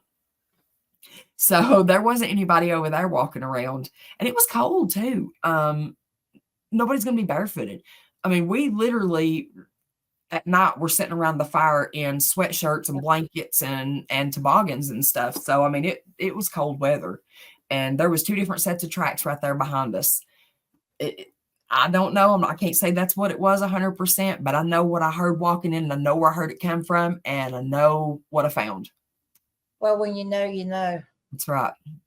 I didn't see it. I can't tell you that's what it was, but I can tell you what I found. Do you think it would have that it went to your tent because of your scent, or do you think it went to your tent because you're the first one coming into camp? I think it came to the tent because of the scent is what I think. Because I heard this thing sniffing my tent. It literally walked up to the back of my tent and I could hear it breathing. And that's when I thought, I'm about to see this thing like any minute. And that's when I started getting nervous because I knew what I had done to try to draw something in, and I did. And it did. And I was terrified after because I never expected whatever it was, even if it had have been a bear, which I'm telling you, this was not a bear, but that's scary to think that something, from way down the road has picked up your scent and smelt something enough that it liked to, come up and try to pick you out by smelling of all the tents that were there. That is it's not something people talk about openly, like out in open, but it's a taboo subject, but it's the truth. And it's, to me, it's a risk a woman takes when she goes in the wood and, she's on her cycle or menstruating. And I'm personally glad I'm beyond that in my life because I do think even animals can sense it. 100%. I know they can. We used to break horses and, you'd get a stud horse or something like that. And if you were a female and it was that time, Not all of the horses would act that way, but you would get some that you couldn't even really handle No. because they would get so tore up. Now, if it's a young juvenile or something like that that can't really control its hormones, that may be where you get a lot of your stuff going bad, Yeah. where you get a lot of your missing people, or I mean, I don't know, but you know how a young male Yeah. Yeah. feels, over something like that, an animal, a male or whatever. Mhm. Their hormones are just, crazy. Now, when you had your first experience with your aunt, do you recall if it was that time for you or? I don't remember, but we had several women with us that was younger than me. Mhm. My daughters, my sister, Yeah. Donna's daughter. There's a very good chance that one of us could have been. And that's what always worries me about when they go out with us, because that was kind of what I kind of wonder if they know, like if they can sense that maybe you do have a period, but you can't have kids. Like I can't have no more kids, but I still have a menstrual cycle. Mhm. Well, versus my daughters who can, you know, I just wonder if they can sense that, if that's something that, maybe picks up different. I don't know. That's just always something I've been curious about because Would that cause the scent to be different than your daughter's? I mean, well, I don't know. I don't know. Maybe, that's maybe that's not, or I don't that's a know. good question. I hope we never know the answer to. Yeah, even if they can sense it, maybe. Um, like how dog can. I'm trying to figure out how I'm gonna say this and make it make sense. Like how they say they got dogs that can sniff out cancer Mhm. and sicknesses in people and all that. Well, if you don't have ovaries, or you don't have reproductive organs or whatever, can they pick up on that like a dog can pick up on your sickness? I think when I was working with dogs, the way they explained it to us is everybody has a different scent, and everything you are creates your scent. Everything that goes on in your body, what you're wearing, what you bathe in, Yeah, the water you shower with, the leather on your shoes, what. But you go back to what's going on in your body, the way you sweat, the whole time your skin's shedding, and that's a part of your scent. And everybody has a unique scent. Me personally, I'm not a doctor, but just I think as complex as the body is, that could cause you to have a different scent than another woman standing beside you that could produce. There might be a chemical change there. To me, that's going to come up on your scent, and I could be wrong. There's always someone out there that no, you're okay. If I'm wrong, I would like a explanation. Leave it in the comments, because that's something I'm going to learn for. But to me, I would think your scent would be different, and I, that would be a part of you having a different scent. yeah. I don't know. I mean, it was just something I've always wondered about because, a lot of the girls that we go out with from the other groups, they're a little bit old. And I don't get me wrong, I'm really close, and I can't wait till I'm done too. I mean, I'm I'm ready. No, you know I how it got is. lucky. You Mine was in know. the late 40s. I was so lucky. I was like, because I mean, yeah, I was so lucky. Okay. Well, I can't wait, and it's something that you wonder though, because just like even as you get older, um, I've noticed, and I'm sure anybody else has too, as people get older, even their scents change. I mean, look, that it's so weird. Like, look how a baby smells. Look how, a teenager Body change. smells. Yeah, yeah. And look how somebody who's 80, look how they change and how they smell. Mhm. Um, it, it's different. And so I don't know. That's just a theory of mine, but I I've just think always wondered. I wonder if it's too like when we were talking about how they choose who they're going to abduct, whether it's male or female. I wonder if they look at someone and they size them up and they think this person's going would put up a fight. Is it really worth the risk? You know, even though you know one can overtake you, but is that an equation on? They're like they might look at Misty and say, "Boy, she's a little feisty. I don't know she if it would even be worth. I mean, worth the effort, even though you know they can overpower you. Is it the way the body language of the person? Because you have people that look at their feet on trails and people that are looking out and around on trails, and I think they pick up on those cues. Well, so do robbers when you walk to your car at night. You Yeah, know, are you going to be a victim, or are you going to walk out there looking where you're walking, not on the phone, fidgeting with your purse, looking for your keys, trying to carry all your stuff, and not paying attention to your surroundings? I listen to everything that's around me all the time. I mean, I may not seem like I pay a lot of attention, but I do a lot more heads than on what a people think. swivel. Yeah. Exactly, and you have to be that way, and maybe that's something that they do pick up on. And maybe people are sick. You know, maybe some of these people that are getting took. I mean, I don't know. It's Well, it's like when an animal senses a sick animal in their pack. You know, sometimes yeah, that animal get well. There's some packs that'll take care of that animal, and there's some packs that'll leave it behind to die. I yeah. mean, it's just watch what brotherhood you're born into, I guess. But you know, seriously, if somebody's out there by themselves, what if that's what they think?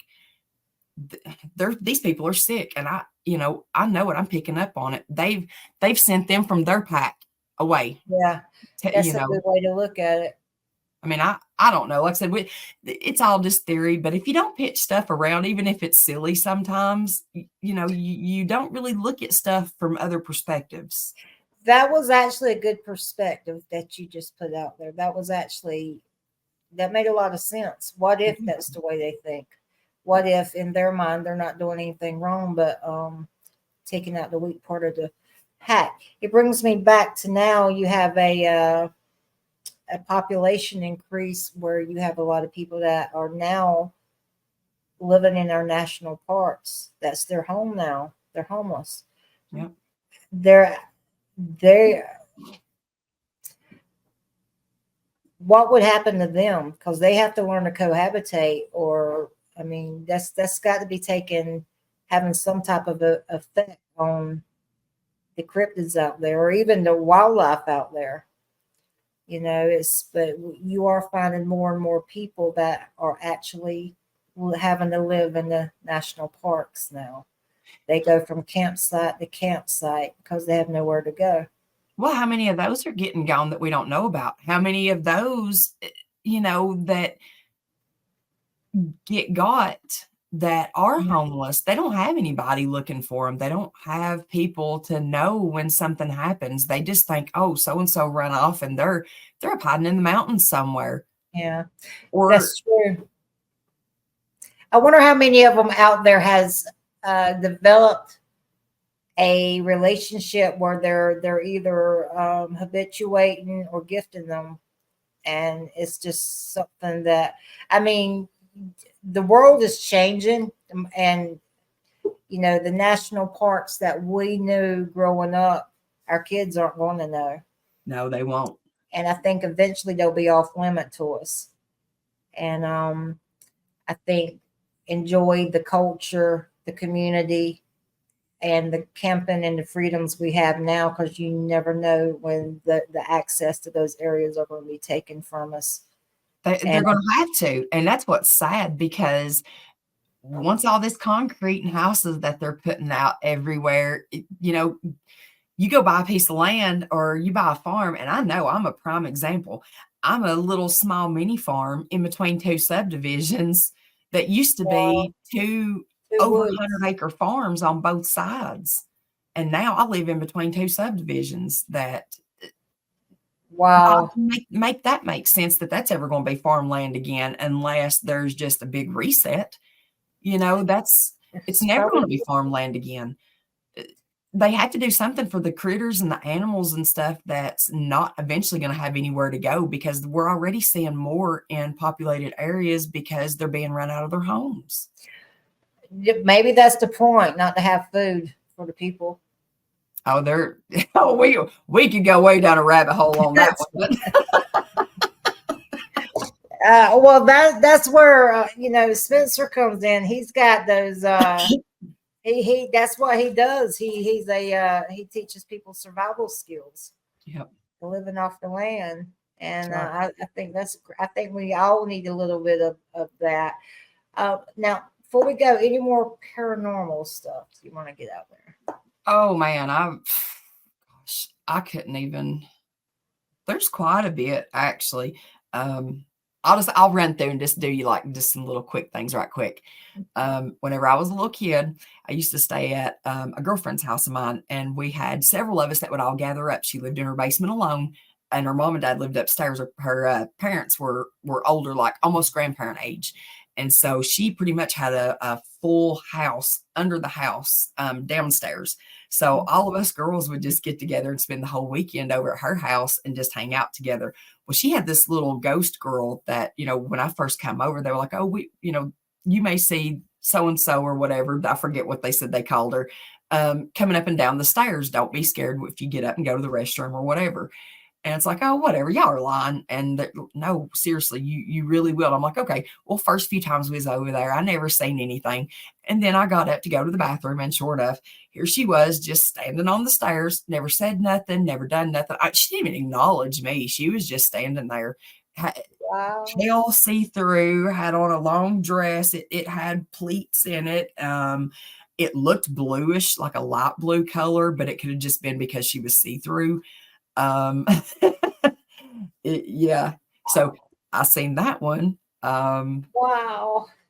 Yeah, me and Rebecca Green had our hands held not too long ago at a cemetery in Alabama. When we were next to children's graves, we walked around and didn't even look at the gravestones because we didn't want to put something in our heads of what could be happening. So we walked on the backside when we walked through to make sure that we couldn't see where we were and just kind of see what we could feel.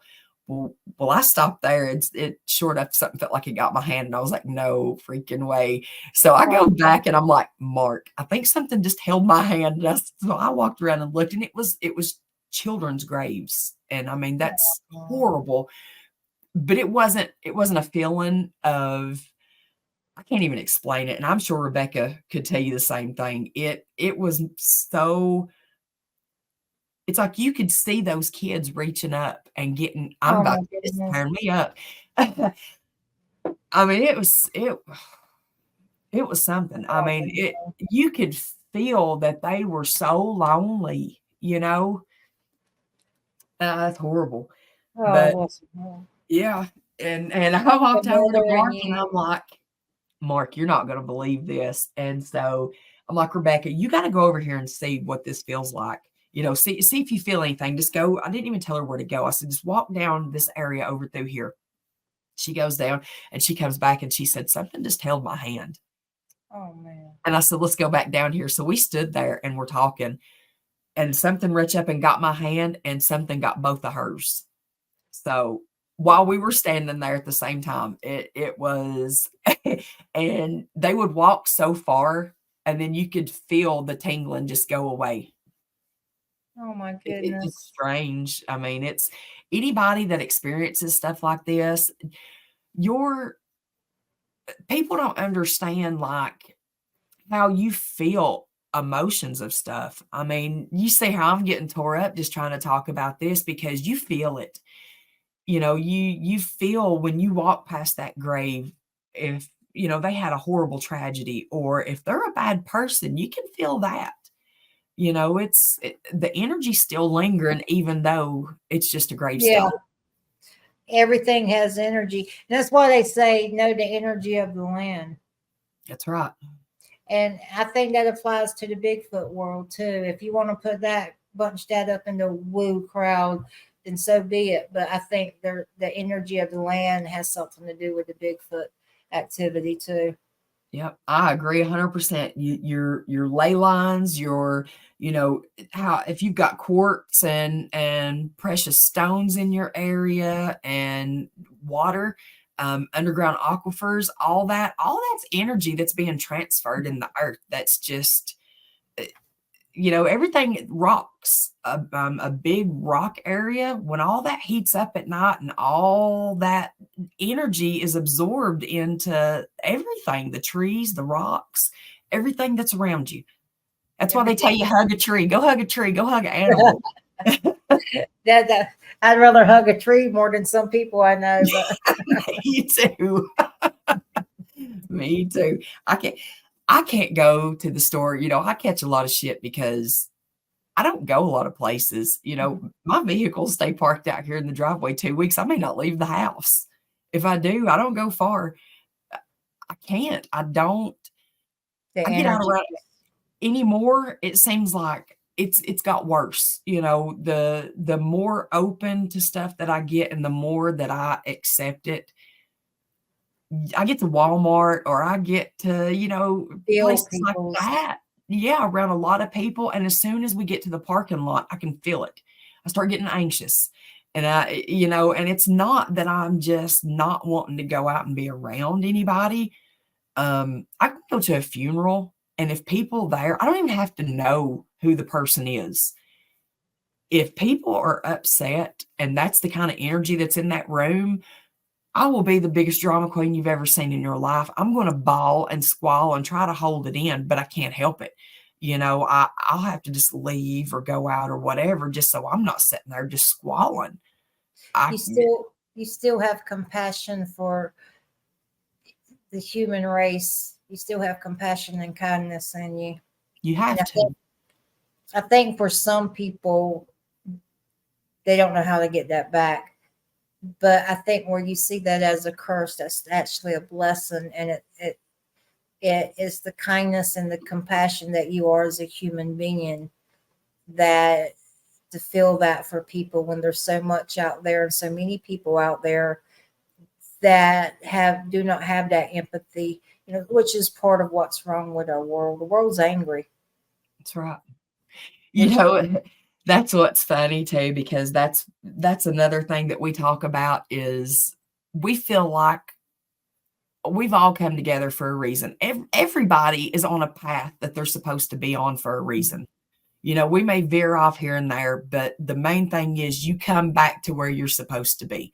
yeah. You might take the long way around, but overall, your life's journey is going to be what you're supposed to do in this life. And I tell Greg and him all the time, I'm like, the world has got so dark anymore. And like you said, so dark and angry. I said, you need people to light it back up. You need people that care about other people that's going to make somebody smile, tell them something at the end of the day that makes them feel better and uplift other people instead of being out here cutting them down and making it worse. I think that's why we've all come together, because I think there's so much bad in the world that God, the universe, whatever you believe in, needs that equal balance. We have to have it for everything to be like it's supposed to be. I think I agree with you very much so on what you just said.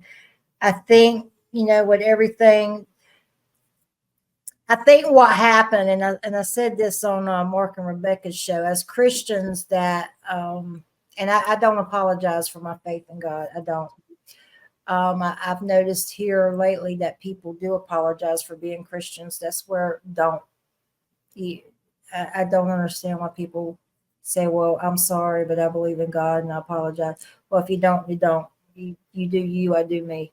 Um, as Christians, growing up, even someone like me, being, from a broken home or whatever, we were judged really hard by our fellow Christians. Yeah. And the people we should have embraced in the church and accepted in the church, the people that needed Christ, we as Christians, and I'm just talking about not all, but it seems like the typical Christian would, oh, you smell like alcohol. What? You smell like alcohol in the house of God.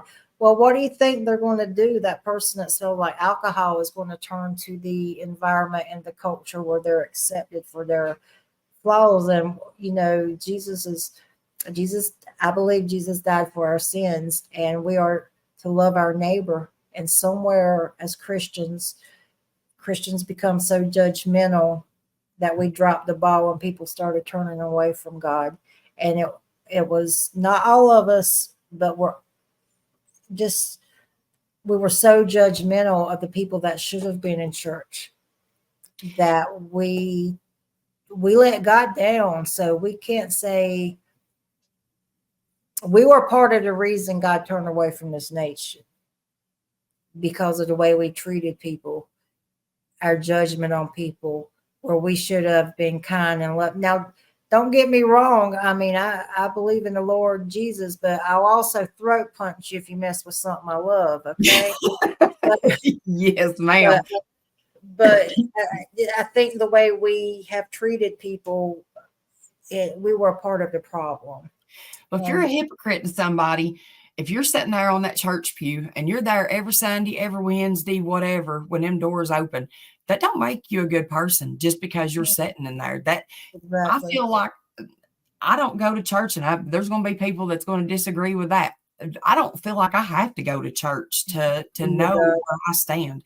I feel like if I go to church, or you take the alcoholic that's out there sleeping on the sidewalk, you're out there trying to get him to come in and to be a better person and give up what he's doing that's making him alcoholic, or Exactly. somebody that's on drugs. You can't go out there and criticize somebody, or when they come in trying to do right and say, "Oh, I smell liquor on your breath." Well, you're being a hypocrite to them people. Why would they want to come back? You're supposed to tell them it's okay. We're going to help you get through this. What can we do? Not I smell alcohol on you, so you're gonna have to do better, or don't come back like that, or don't come in here wearing what you got on. You ain't dressed good enough to be in my church. You better come in a dress. You better come in slacks. Don't do people that way. If somebody walks by your church and they come in with a ball cap on and a t-shirt or whatever, they walk through that door for a reason. They They're come there. out Yes, of the ma'am. farm into the church. Right. That you nailed it when you said that. When I was growing up, people used to fight to get into church to be with God, and it seems like now God's the one outside of the church fighting to get into the doors of the church to be with the people. And I think that something has got to give. And I don't care what your political views is. I don't care what your faith is. I do not assume and put me in a box because I am a Christian that I'm not going to respect your culture, your beliefs, or your faith. I'll respect it right up until you come to my door and it affects my life. And then I have an issue with it because you do you, I'll do me. I'm going to respect your beliefs, but I fall short of glory every day, and I tell you, the battles in my mind, they are deep and they are dark and they are severe. That I have to stay prayed up. I have seen things I can't unsee. I have gone through things. I've seen what people do to each other. There's been times in my life I've had to ask for forgiveness, and I don't need someone else from another faith telling me that I'm wrong and that my God is not real, because my God brought me back from death. My God, delivered me. My God is with me, and he gave his son. And I'm not trying to preach. I'm But with you 100%. you believe in yours, and right up until your beliefs come to my doorstep and negatively affect my life, that's when I have a problem. Until then, you do you. I'm going to love you as my neighbor. You're not going to hear me trash talk you because you don't believe the same way, but give me the same courtesy as a Christian, because it seems like people ask that of Christians, but they're the first one to come at Christians. But why? It's because how so many people of the faith have treated people trying to get into the church. So I kind of understand that. But the world is, and I'm sorry for the rant. I really am. No, I'm sorry for my love for Christ. I'm not.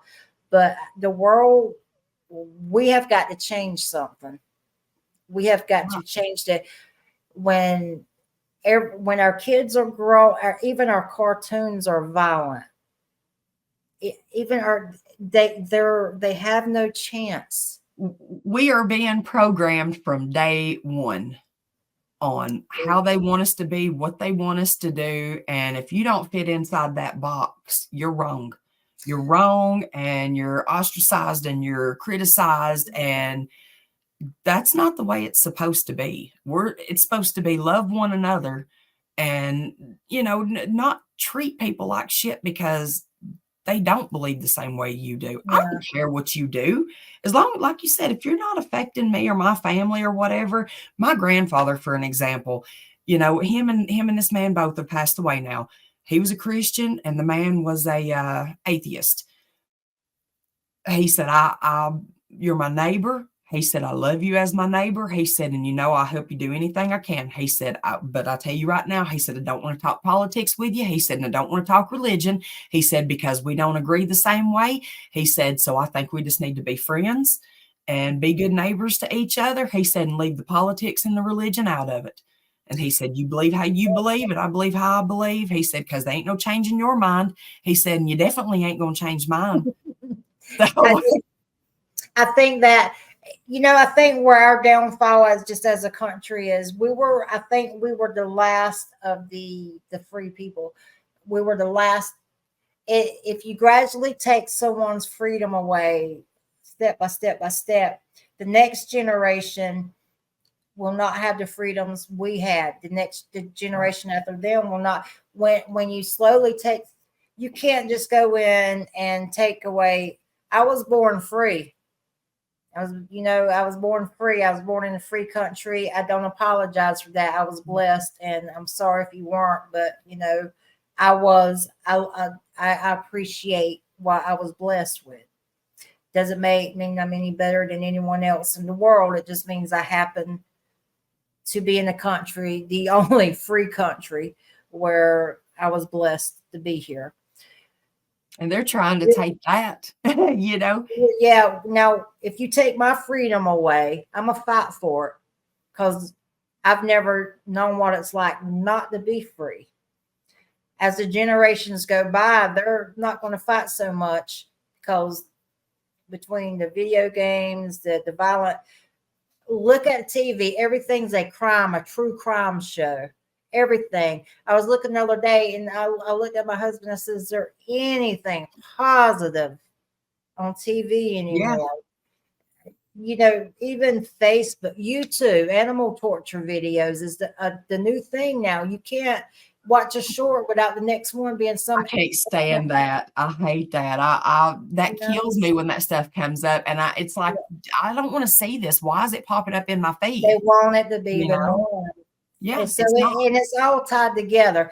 If you take someone's freedom away, and then you expect them not to live in a free society, they're going to fight. I mean, they're going to fight you. And I mean, I have no problem going out with my boots on, but I'm going to go out free. But as the generations go by, the more they take, the more even the younger generation don't understand. If we go to digital currency, you literally can say, well, that will not affect me. But wait a minute. I don't know how we got from Bigfoot to digital currency. Hey. But wait a minute. Yeah. If you bought too many damn grapes from the grocery store, they're going to be like, sorry, if you paid $120 for shoes and they weren't made by recyclable products, you're cut off until they think you should be able to buy. It's that's the way it is right now.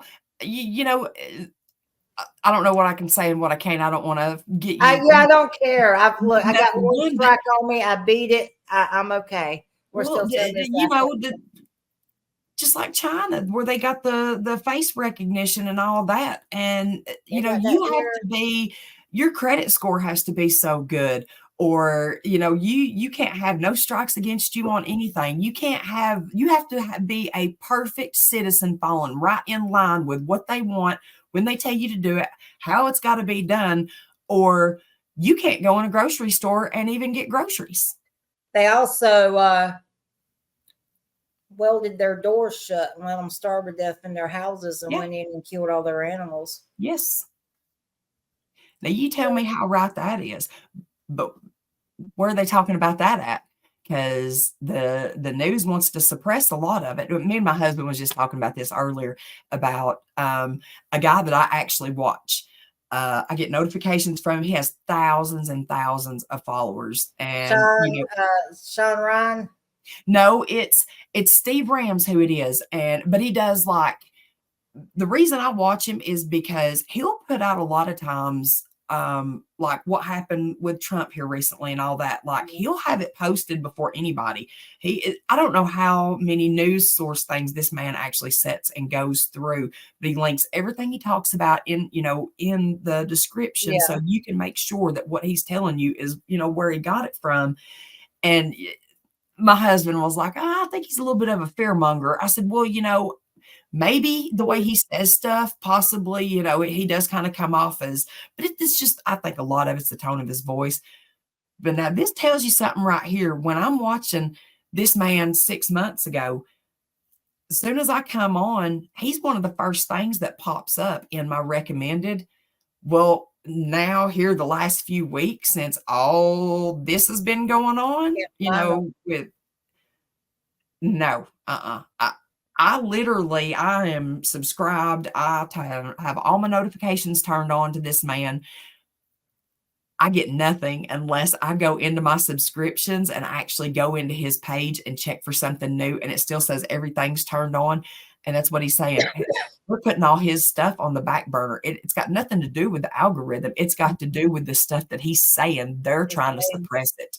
And that's wrong. That's why I have a backup channel on Rumble. And honestly, we all should go there. We all should go to Rumble. Why do we patronize? And I'm a hypocrite because I'm right here on YouTube. Why do we patronize YouTube when it censors us, but we can go to Rumble and we can still do live feeds and everything else from Rumble? Because it's kind of like it was whenever MySpace was out, and then it was everybody was on MySpace. Well, go over to Facebook.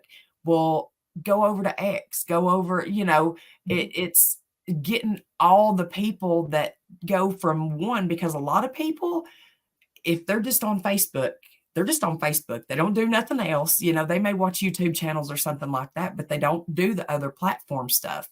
And I think that's a lot of people do both as far as the YouTube and the Rumble. We don't. We should. Yeah, I think we all should gradually go to Rumble. Why do we patronize a platform that we have to use buzzwords?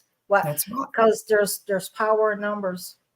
Exactly. And you may have to start over with your numbers, but there's power in numbers. And it's just something that we either all need to commit to do it. Because that's the thing. And, that's where I have said over and over, it's horrible. And I know it would be bad on a lot of people. But one of the best things that could ever happen to us, honestly, is if there was no social media. I mean, I'm not saying, phone lines and things like that to where you can communicate with people. I'm saying this was one of the worst things as far as like downfall of civilization. Yes, ma'am. But it's also in times like this, it can be one of the best things ever, because you're getting your point out. And if you're getting that point out to one person that's getting that point out to somebody else, even though they're taking your stuff down, that's still going on and on. It's getting out there. You may not think it is, but that's the only good thing about stuff like, the social media and all that. I mean, they can't hide shit no more. They can't hide it from everybody. That's why they're cranking it down on us. That's right. That is right. Yes, cranking it down. I don't, here's the thing. I don't care I don't care if you're red, blue, or what your political stance on. We all don't want our freedoms taken away. Exactly. And we all just want to provide for our families. believe what we want to believe, and own a home and have the American dream. And be And able to afford it and not have to work your life away. All these old people, and I say old like I'm in my 20s still. it's scary. But they retire and they think, oh, I'm living off my Social Security. Well, they can't even make it. When someone who has been retired and they're trying to draw their Social Security has to go night stock at Food City or Walmart or something, and be a greeter because they can't even work a regular job. They're having to sit there at the door because that's all they can physically do. But you're making that person work because they can't even afford to buy their groceries if they don't. What do they Inflation don't lie. exactly? That's right. Inflation don't lie. One of my friends, her mother is in her mid to late 80s, and she got an increase on her Social Security, but she lost her food stamps. She can't eat now. See? If she did not have her daughter, she would starve to death. Ain't that something?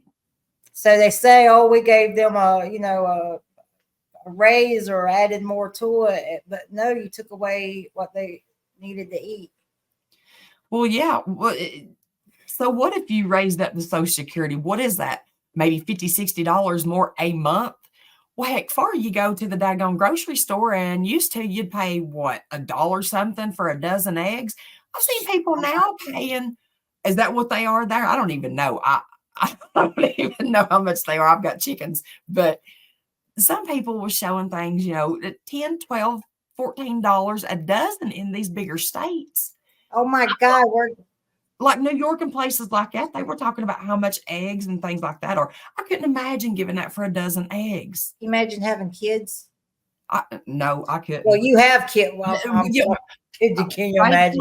Both of our children work. Our oldest one, she's a nurse now, so she works, and our youngest one, she's 18. She works. We don't pay for them no more. I mean, it's not that we don't want to. The youngest one still lives with us, but we've not asked her to pay or buy anything. But when she gets paid, she goes and gets whatever groceries she wants, stuff like that, and brings it in the house. She's not asked to do it. She just does it. And that really helps us a lot. If she didn't, we're a single income family. I don't work. I farm, I garden. I did work. I've worked for years. When my grandfather passed away, the business that he done shut down. And so I just didn't go back to work. I started just doing stuff here.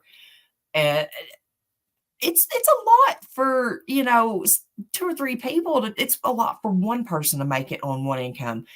But you really got to buckle down when you're, 2 or 3 people all from one paycheck. And a lot of people can't do that. Well, what I'm seeing, the uptick of people, like the younger generation, is frustrated because they're like, do I pay my rent or do I eat? So when the time comes and they're going to say, well, you're struggling, so we're going to make things easier, but we need to go socialist. I'm so scared they're going to cave because they're tired of fighting, versus where I grew up. I mean, I can recall, and no lie, put my hand on the Bible, I recall I've had 6 jobs at one time. I was a police officer, a security guard. I worked in a convenience store. I worked at 2 grocery stores, and every once in a while I do a paper route. But I was in my early 20s then.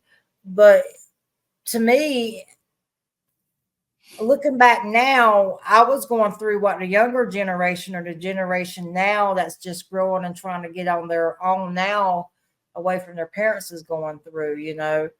But I guess we always kind of struggled. But I mean, my biggest fear is that people are going to not fight it through. And when I say not fight it through, not stick it out, and understand that the American dream is still possible. You have to start from local, and who you put in locally on up, and and just hold on. And it's going to be a battle to get it all straightened out. But that's where, like you said, you got to put the right people in office, and I don't care who they are either.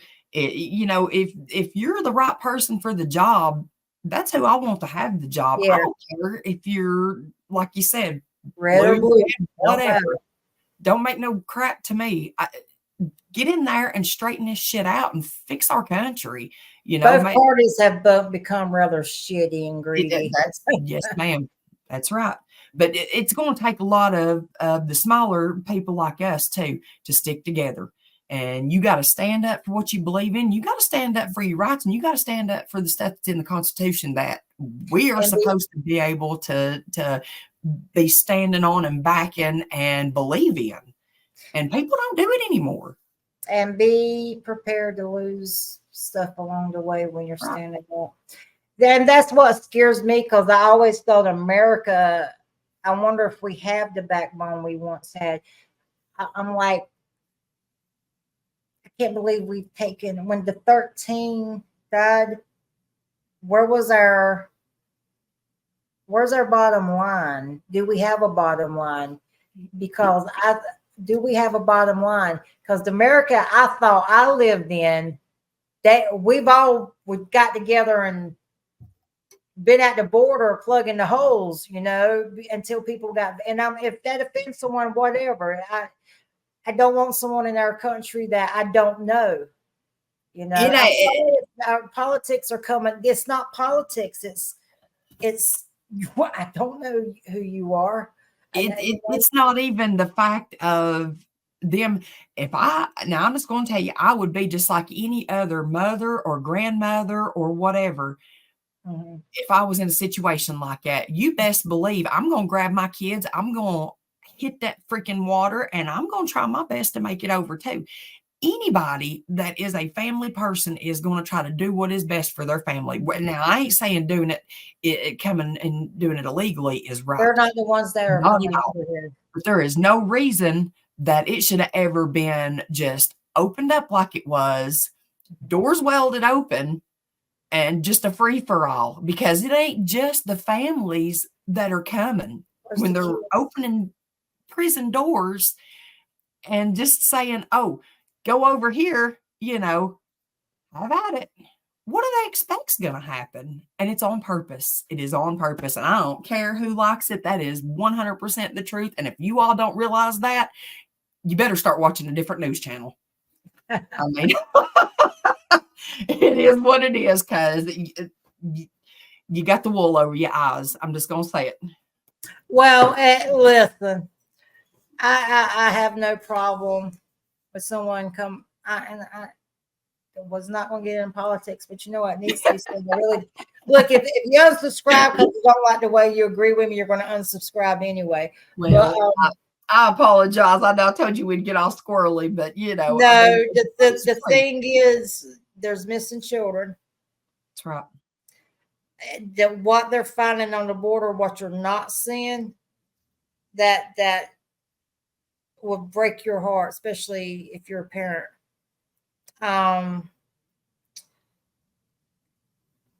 The paraphernalia of what's happening to some. I'm gonna have to just edit the hell out of this video, girl. Oh my god. Oh my god. No, see, you just got to put it out there raw for everybody. That's where people say that you. I hate to say it, and I know a lot of people. We get people that don't like us. When we first started doing this, and I love everybody, and I appreciate everybody that watches us and supports us and all that. But when we first started, there was a few we had to weed through too. And I hate to say that and be like that, but you'd get these ones that thought they were going to come in and they were going to troll your channel, and they were going to tell you, you're this, you're that, you're going to do this. No, I'm not. You came to my channel. You're watching me. If you don't like it, go somewhere else. Well, it's awful funny that they don't want you to know that they're still watching. But if you got your own channel, you know that they're still watching. Because I done had to call some people out on, if you don't like us, why you keep watching? Because I'm seeing you on here every week. Goes with that Bigfoot drama. It's drama is all it is. But you got to be yourself. If you can't say what you want to say and people actually agree or disagree and be adults about it, they don't need to be around me no ways, because that's not the type of people that I'm trying to associate with. You can make me mad or whatever, and we can still be friends. I don't have to agree with you to like you. That don't, just because I have a disagreement with somebody, I can turn right around 5 minutes later and we might be back to being best friends. Hell, I do it to Spencer all the time. I tell him how much look, you're wrong, shut up, whatever. But you get what I'm saying. I mean, I still love him nonetheless. And people's just got to learn to be adults about things. I mean, you can disagree. It don't mean that you've got to be mean to somebody or troll somebody because you don't believe the way they believe. So what if we think that the borders should have been kept closed? So what if they shouldn't have took down the wall? I'm going to say it. It is what it is. Yes, no, they should not have. And you don't like me for it, you can unsubscribe from our channel too. I mean, shit. Oh, I'm a two-way Christian person, so I guess I'm a. You got to be able to say the things you want to say. If you can't say what you want to say and people be okay with it and just I'm I'm gonna stop because I'm about to get on a rant. We've lost our ability to be individuals, I guess. That's right. Well, the place. What can you do to change it? I don't know. I tell them my saying is all these kids get too many participation trophies handed out. They've not had to learn from, childhood that not everything goes your way. Not everybody's a winner. I'm sorry, kids. That's true. It is. That's true. And I remember quite a few times in school I got my butt tore up with that paddle. Yes. Right. Oh my God. I was always the first girl in ISS and I just yeah. It's boy. Anyway, let's tell a Bigfoot story and then it's on a good Bigfoot note. Tell me a good encounter you had or tell me something that you have learned about either the community or about Bigfoot itself that when you first started your journey, you would have never thought you would say it. Well, I'll say that I have probably met some of the best people I have ever been around in my life doing this. And that's the God's honest truth. I've met not just good people, I've met family I didn't know I had. I've met family I didn't know I needed, but at the time, it's like when certain people come into your life, it's for a reason. And I think when all this happened, I think that's exactly why a lot of us have come together because we needed those other people just like us, I mean, don't ever think that you can't come to us for anything, any problem, anything you need to talk about, anybody. We listen. I mean, I'm not saying we're any better than anybody else that does this, but I'm saying the community that we have, the tight-knit group of the ones of us that have come together, we are a family. We're not just friends. We would go to the ends of the earth for each other and do anything that we could to help each other out. And that's the way people need to be. And everybody ought to start trying, even if it's your neighbor. If you live next to an elderly man out here trying to mow his yard or whatever, if you see him out there, go offer. If you're not doing nothing but sitting outside or just hanging out, hey man, can I help you weed eat? Let me help you mow. Let me help you pick your stuff out of your garden. Let me just help you. What can I do? They may need to talk. That person may be alone and never have anybody that they talk to. You wouldn't believe the smile you'll put on somebody's face just by going. I took the guy that was out here one day mowing. I took him a jar of jelly because I asked him not to cut my elderberries down in a fence row because he comes down through here and mows for the city or the county. And I said, please don't mow that down there. I'm getting ready to get the berries. And when you top it out, I don't want to lose them. And I got to talking to this man. Well, I live on a dead end road. So while he was up on the hill doing his business, finishing up, I come in the house and I got him a jar of some elderberry and dandelion and lemon balm jelly that I made. And I took it back up there to this man. And we talked for over an hour. And it was so, for me and him both, I mean, it was It was awesome. I mean, we had a great conversation, and come to find out, we had a lot in common. You know, the man used to be a bear hunter, and we sat and talked about dogs and hunting and all kinds of stuff. And then he thanked me for that conversation and said that, you know, he really appreciated it, that you don't know how you can really just being nice help somebody. And you don't know how being an ass you can hurt somebody. The world needs more conversations with strangers. That's right. I get that. I get that. That jelly sounds good. Oh, I'll have to send you some. We got a huckleberry juice, no, elderberry juice that we made, that it's got the lemon and something else in it, and you're supposed to take a teaspoon of it every day, and it fights off colds and Yep. Yeah, I make all that stuff. I make all kinds of tinctures and everything. I forage, and I didn't know if you knew that or not, but bear hunt, forage. But you know, I just got into a lot of this within the last several years because I see how things are going. And I see that if I need natural medicine or food or whatever, you can't count on, I'm going to go out here and hunt and I'm going to bring something home. You may be the best hunter around. When there's other best hunters around, and that's what the grocery store is for everybody, you ain't the best hunter around no more. You better be seeing if you can go out and get something else that nobody else knows about.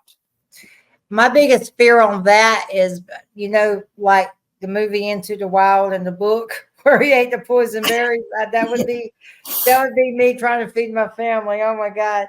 But I totally get it. I totally get it, because when I was growing up, we had a garden big enough to feed the whole community. Yeah. And our health was better because it didn't have the Monsanto shit in it, you know.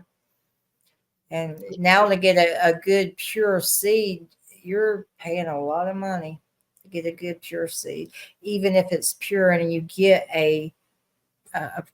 you produce anything for it. These days, you don't know. Even your watermelon's like rubber now. Have you noticed that? Your peaches aren't soft. Everything's bioengineered. Look at the fruit. Always.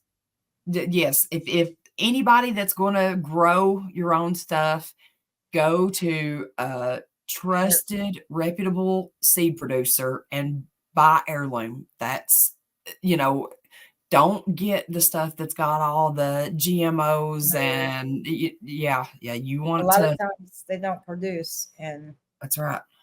And you can't reuse the seeds. That's right. Yes. Can't reuse the seed. Going to control everything you do, either way or not. Yeah, there's still good seed.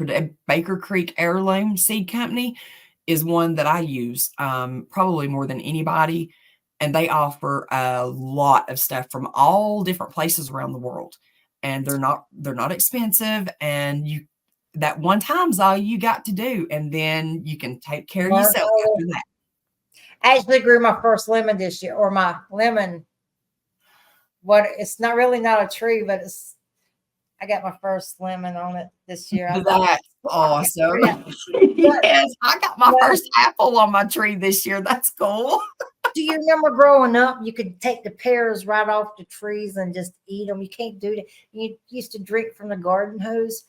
But before I forget, want to talk about scatterbrains. I know in Switzerland there is a vault where they'll collect seeds that are not contaminated, but they're raw, pure seeds. And I remember thinking, why would they have seeds in the vault?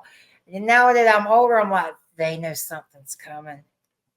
Well, look at all, you get stuff cross-pollinated. Corn. It's like, I'm thinking up to don't hold me to this, but I'm thinking up to like 2 miles or something, at least a mile or so. If you're growing corn and your neighbor's growing corn, that corn can cross-pollinate, and then your seeds for the next year are cross-pollinated. That's how Monsanto was winning to send. People were using their seeds over, and they were saving them. They were making it to where you couldn't. And so then when people were doing that, they started putting all kinds of crap in them to keep it Kill us from. all. Yep. God, what was I was about to say? You're killing me, Misty. You're killing me. Uh, I told you there's no telling where we're gonna go. Learn how to harvest your seeds and preserve them. Yes. No, but yeah, even if you go cut open a watermelon now, it bends. I was like, no way I'm going to. Even the meat tastes different now. It's just, I don't know. I'm telling you, we could go forever on this because I am like really weird over that stuff. I tell JR all the time, I'm like, that shit's fake meat. I ain't eating that. Look at that. That's got meat glue in it. Yep. I was watching Shut something up. in the meat glow. I'm like, oh my God, why? Why? If you will let people live and just pay taxes and not tax them to death, just let them live Yeah. and produce.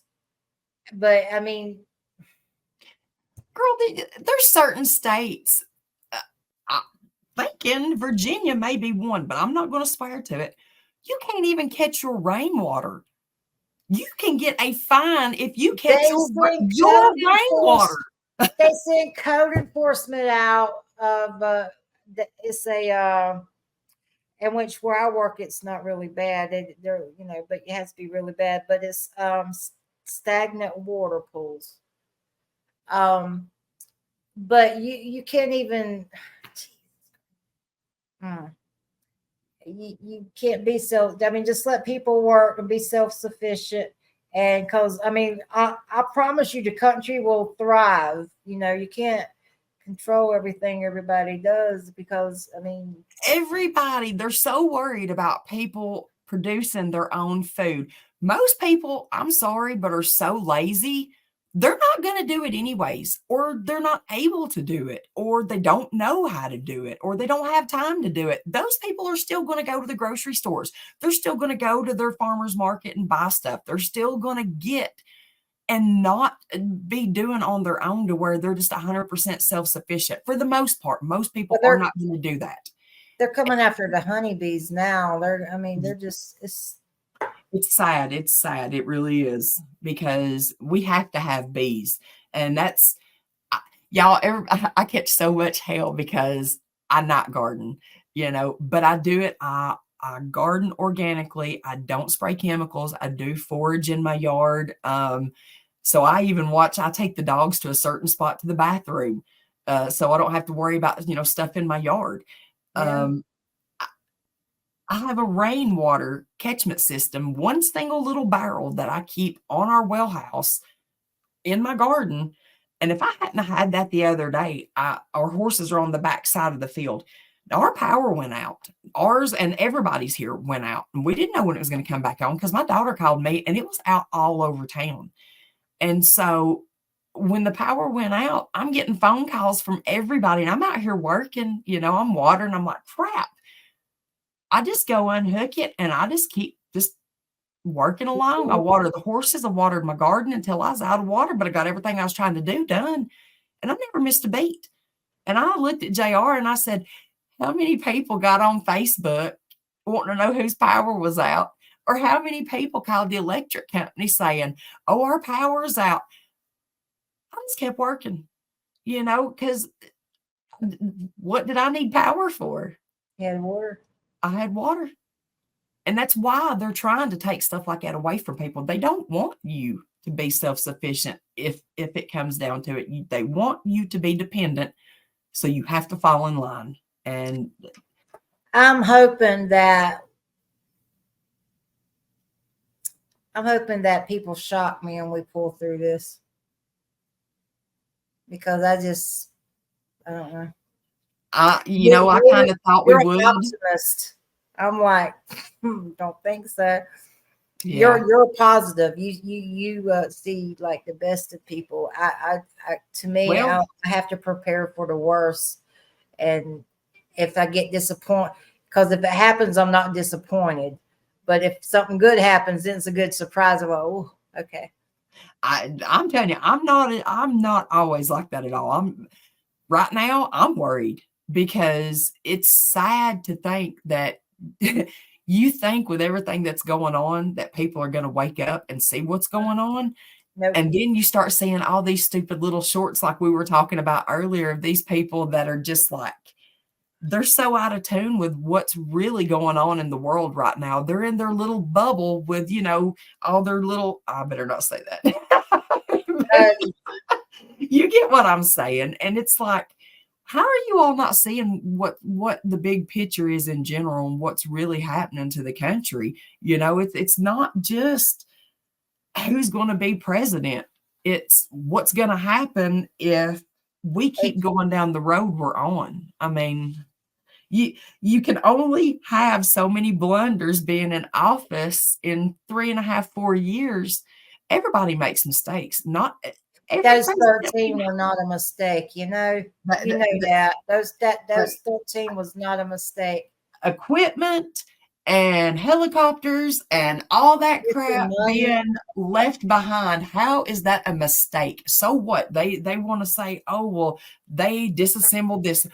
Whatever. You can say what you want to. Why did you leave it in the first place? You left it because you knew this was going to be part of the plan and it was going to be used later on. And that was just, I firmly believe I get you. Look at our infrastructure. So, have you ever listened to John Paul called Prophetic Headlines? Yep. Everything he said, that is scary. And I got my avatar on because I'm vaping. I'm not ignoring you. No, I know. But no, you go right ahead and vape. Everything he said is coming to pass. Yeah. Everything he said they'll be robbing food trucks.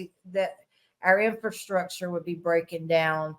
He also said there would be a dirty bomb. I probably shouldn't say that because that there will be. You are going to have to do a lot of editing.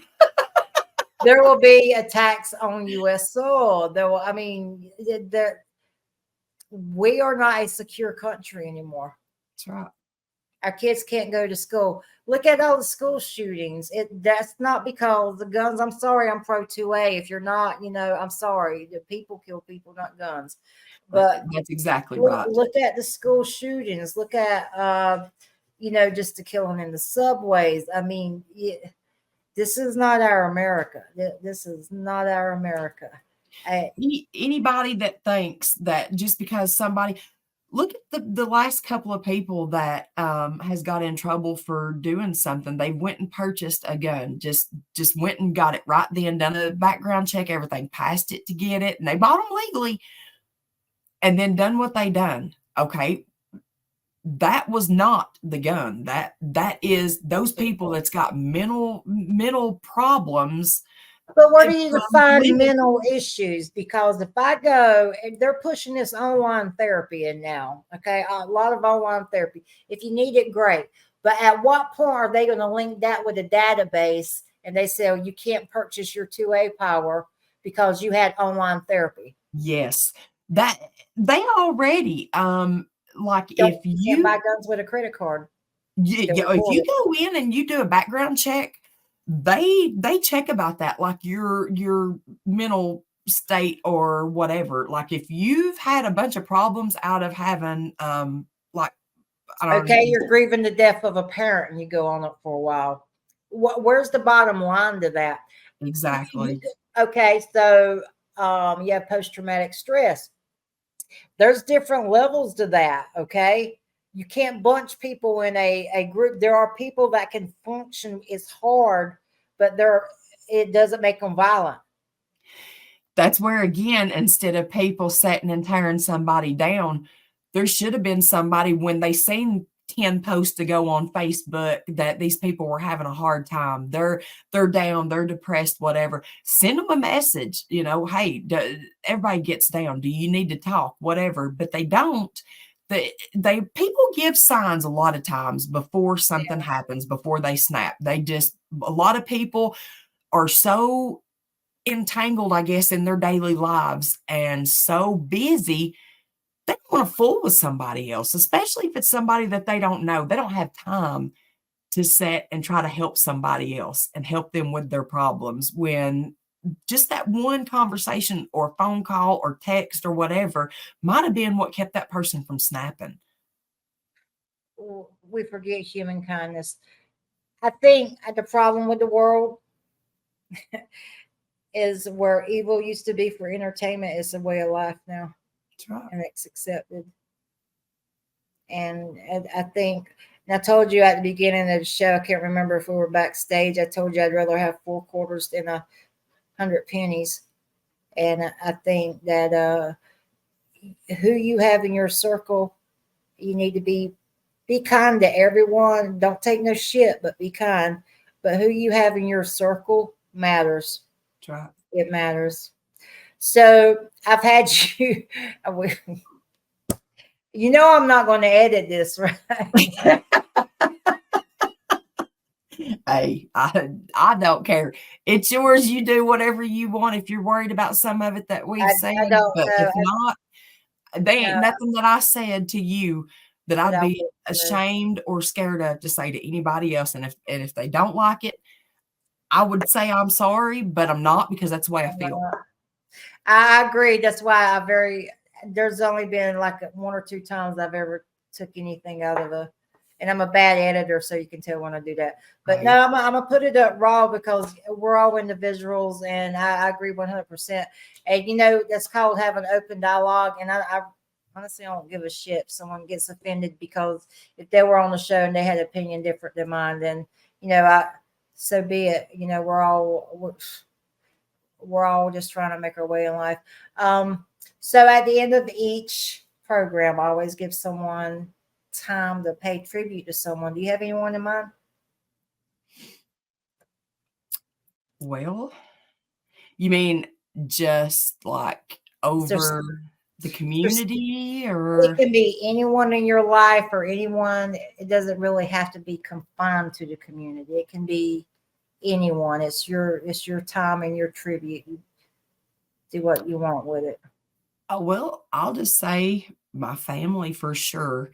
If it wasn't for the support that I get, even, being as crazy with my shenanigans and all that is what I do. But, they back me 100% on whatever I say, whatever I do. My husband, my kids, my Bigfoot family. You guys have really made a difference in my life. I mean, I love you guys. I really do. And I think y'all came to me when I needed yous most, because there was times that I was really worried about, the way I felt as far as my depression and just being done with everything. And it's totally different now that I know that I've got people other than just family that I can lean on when I need them.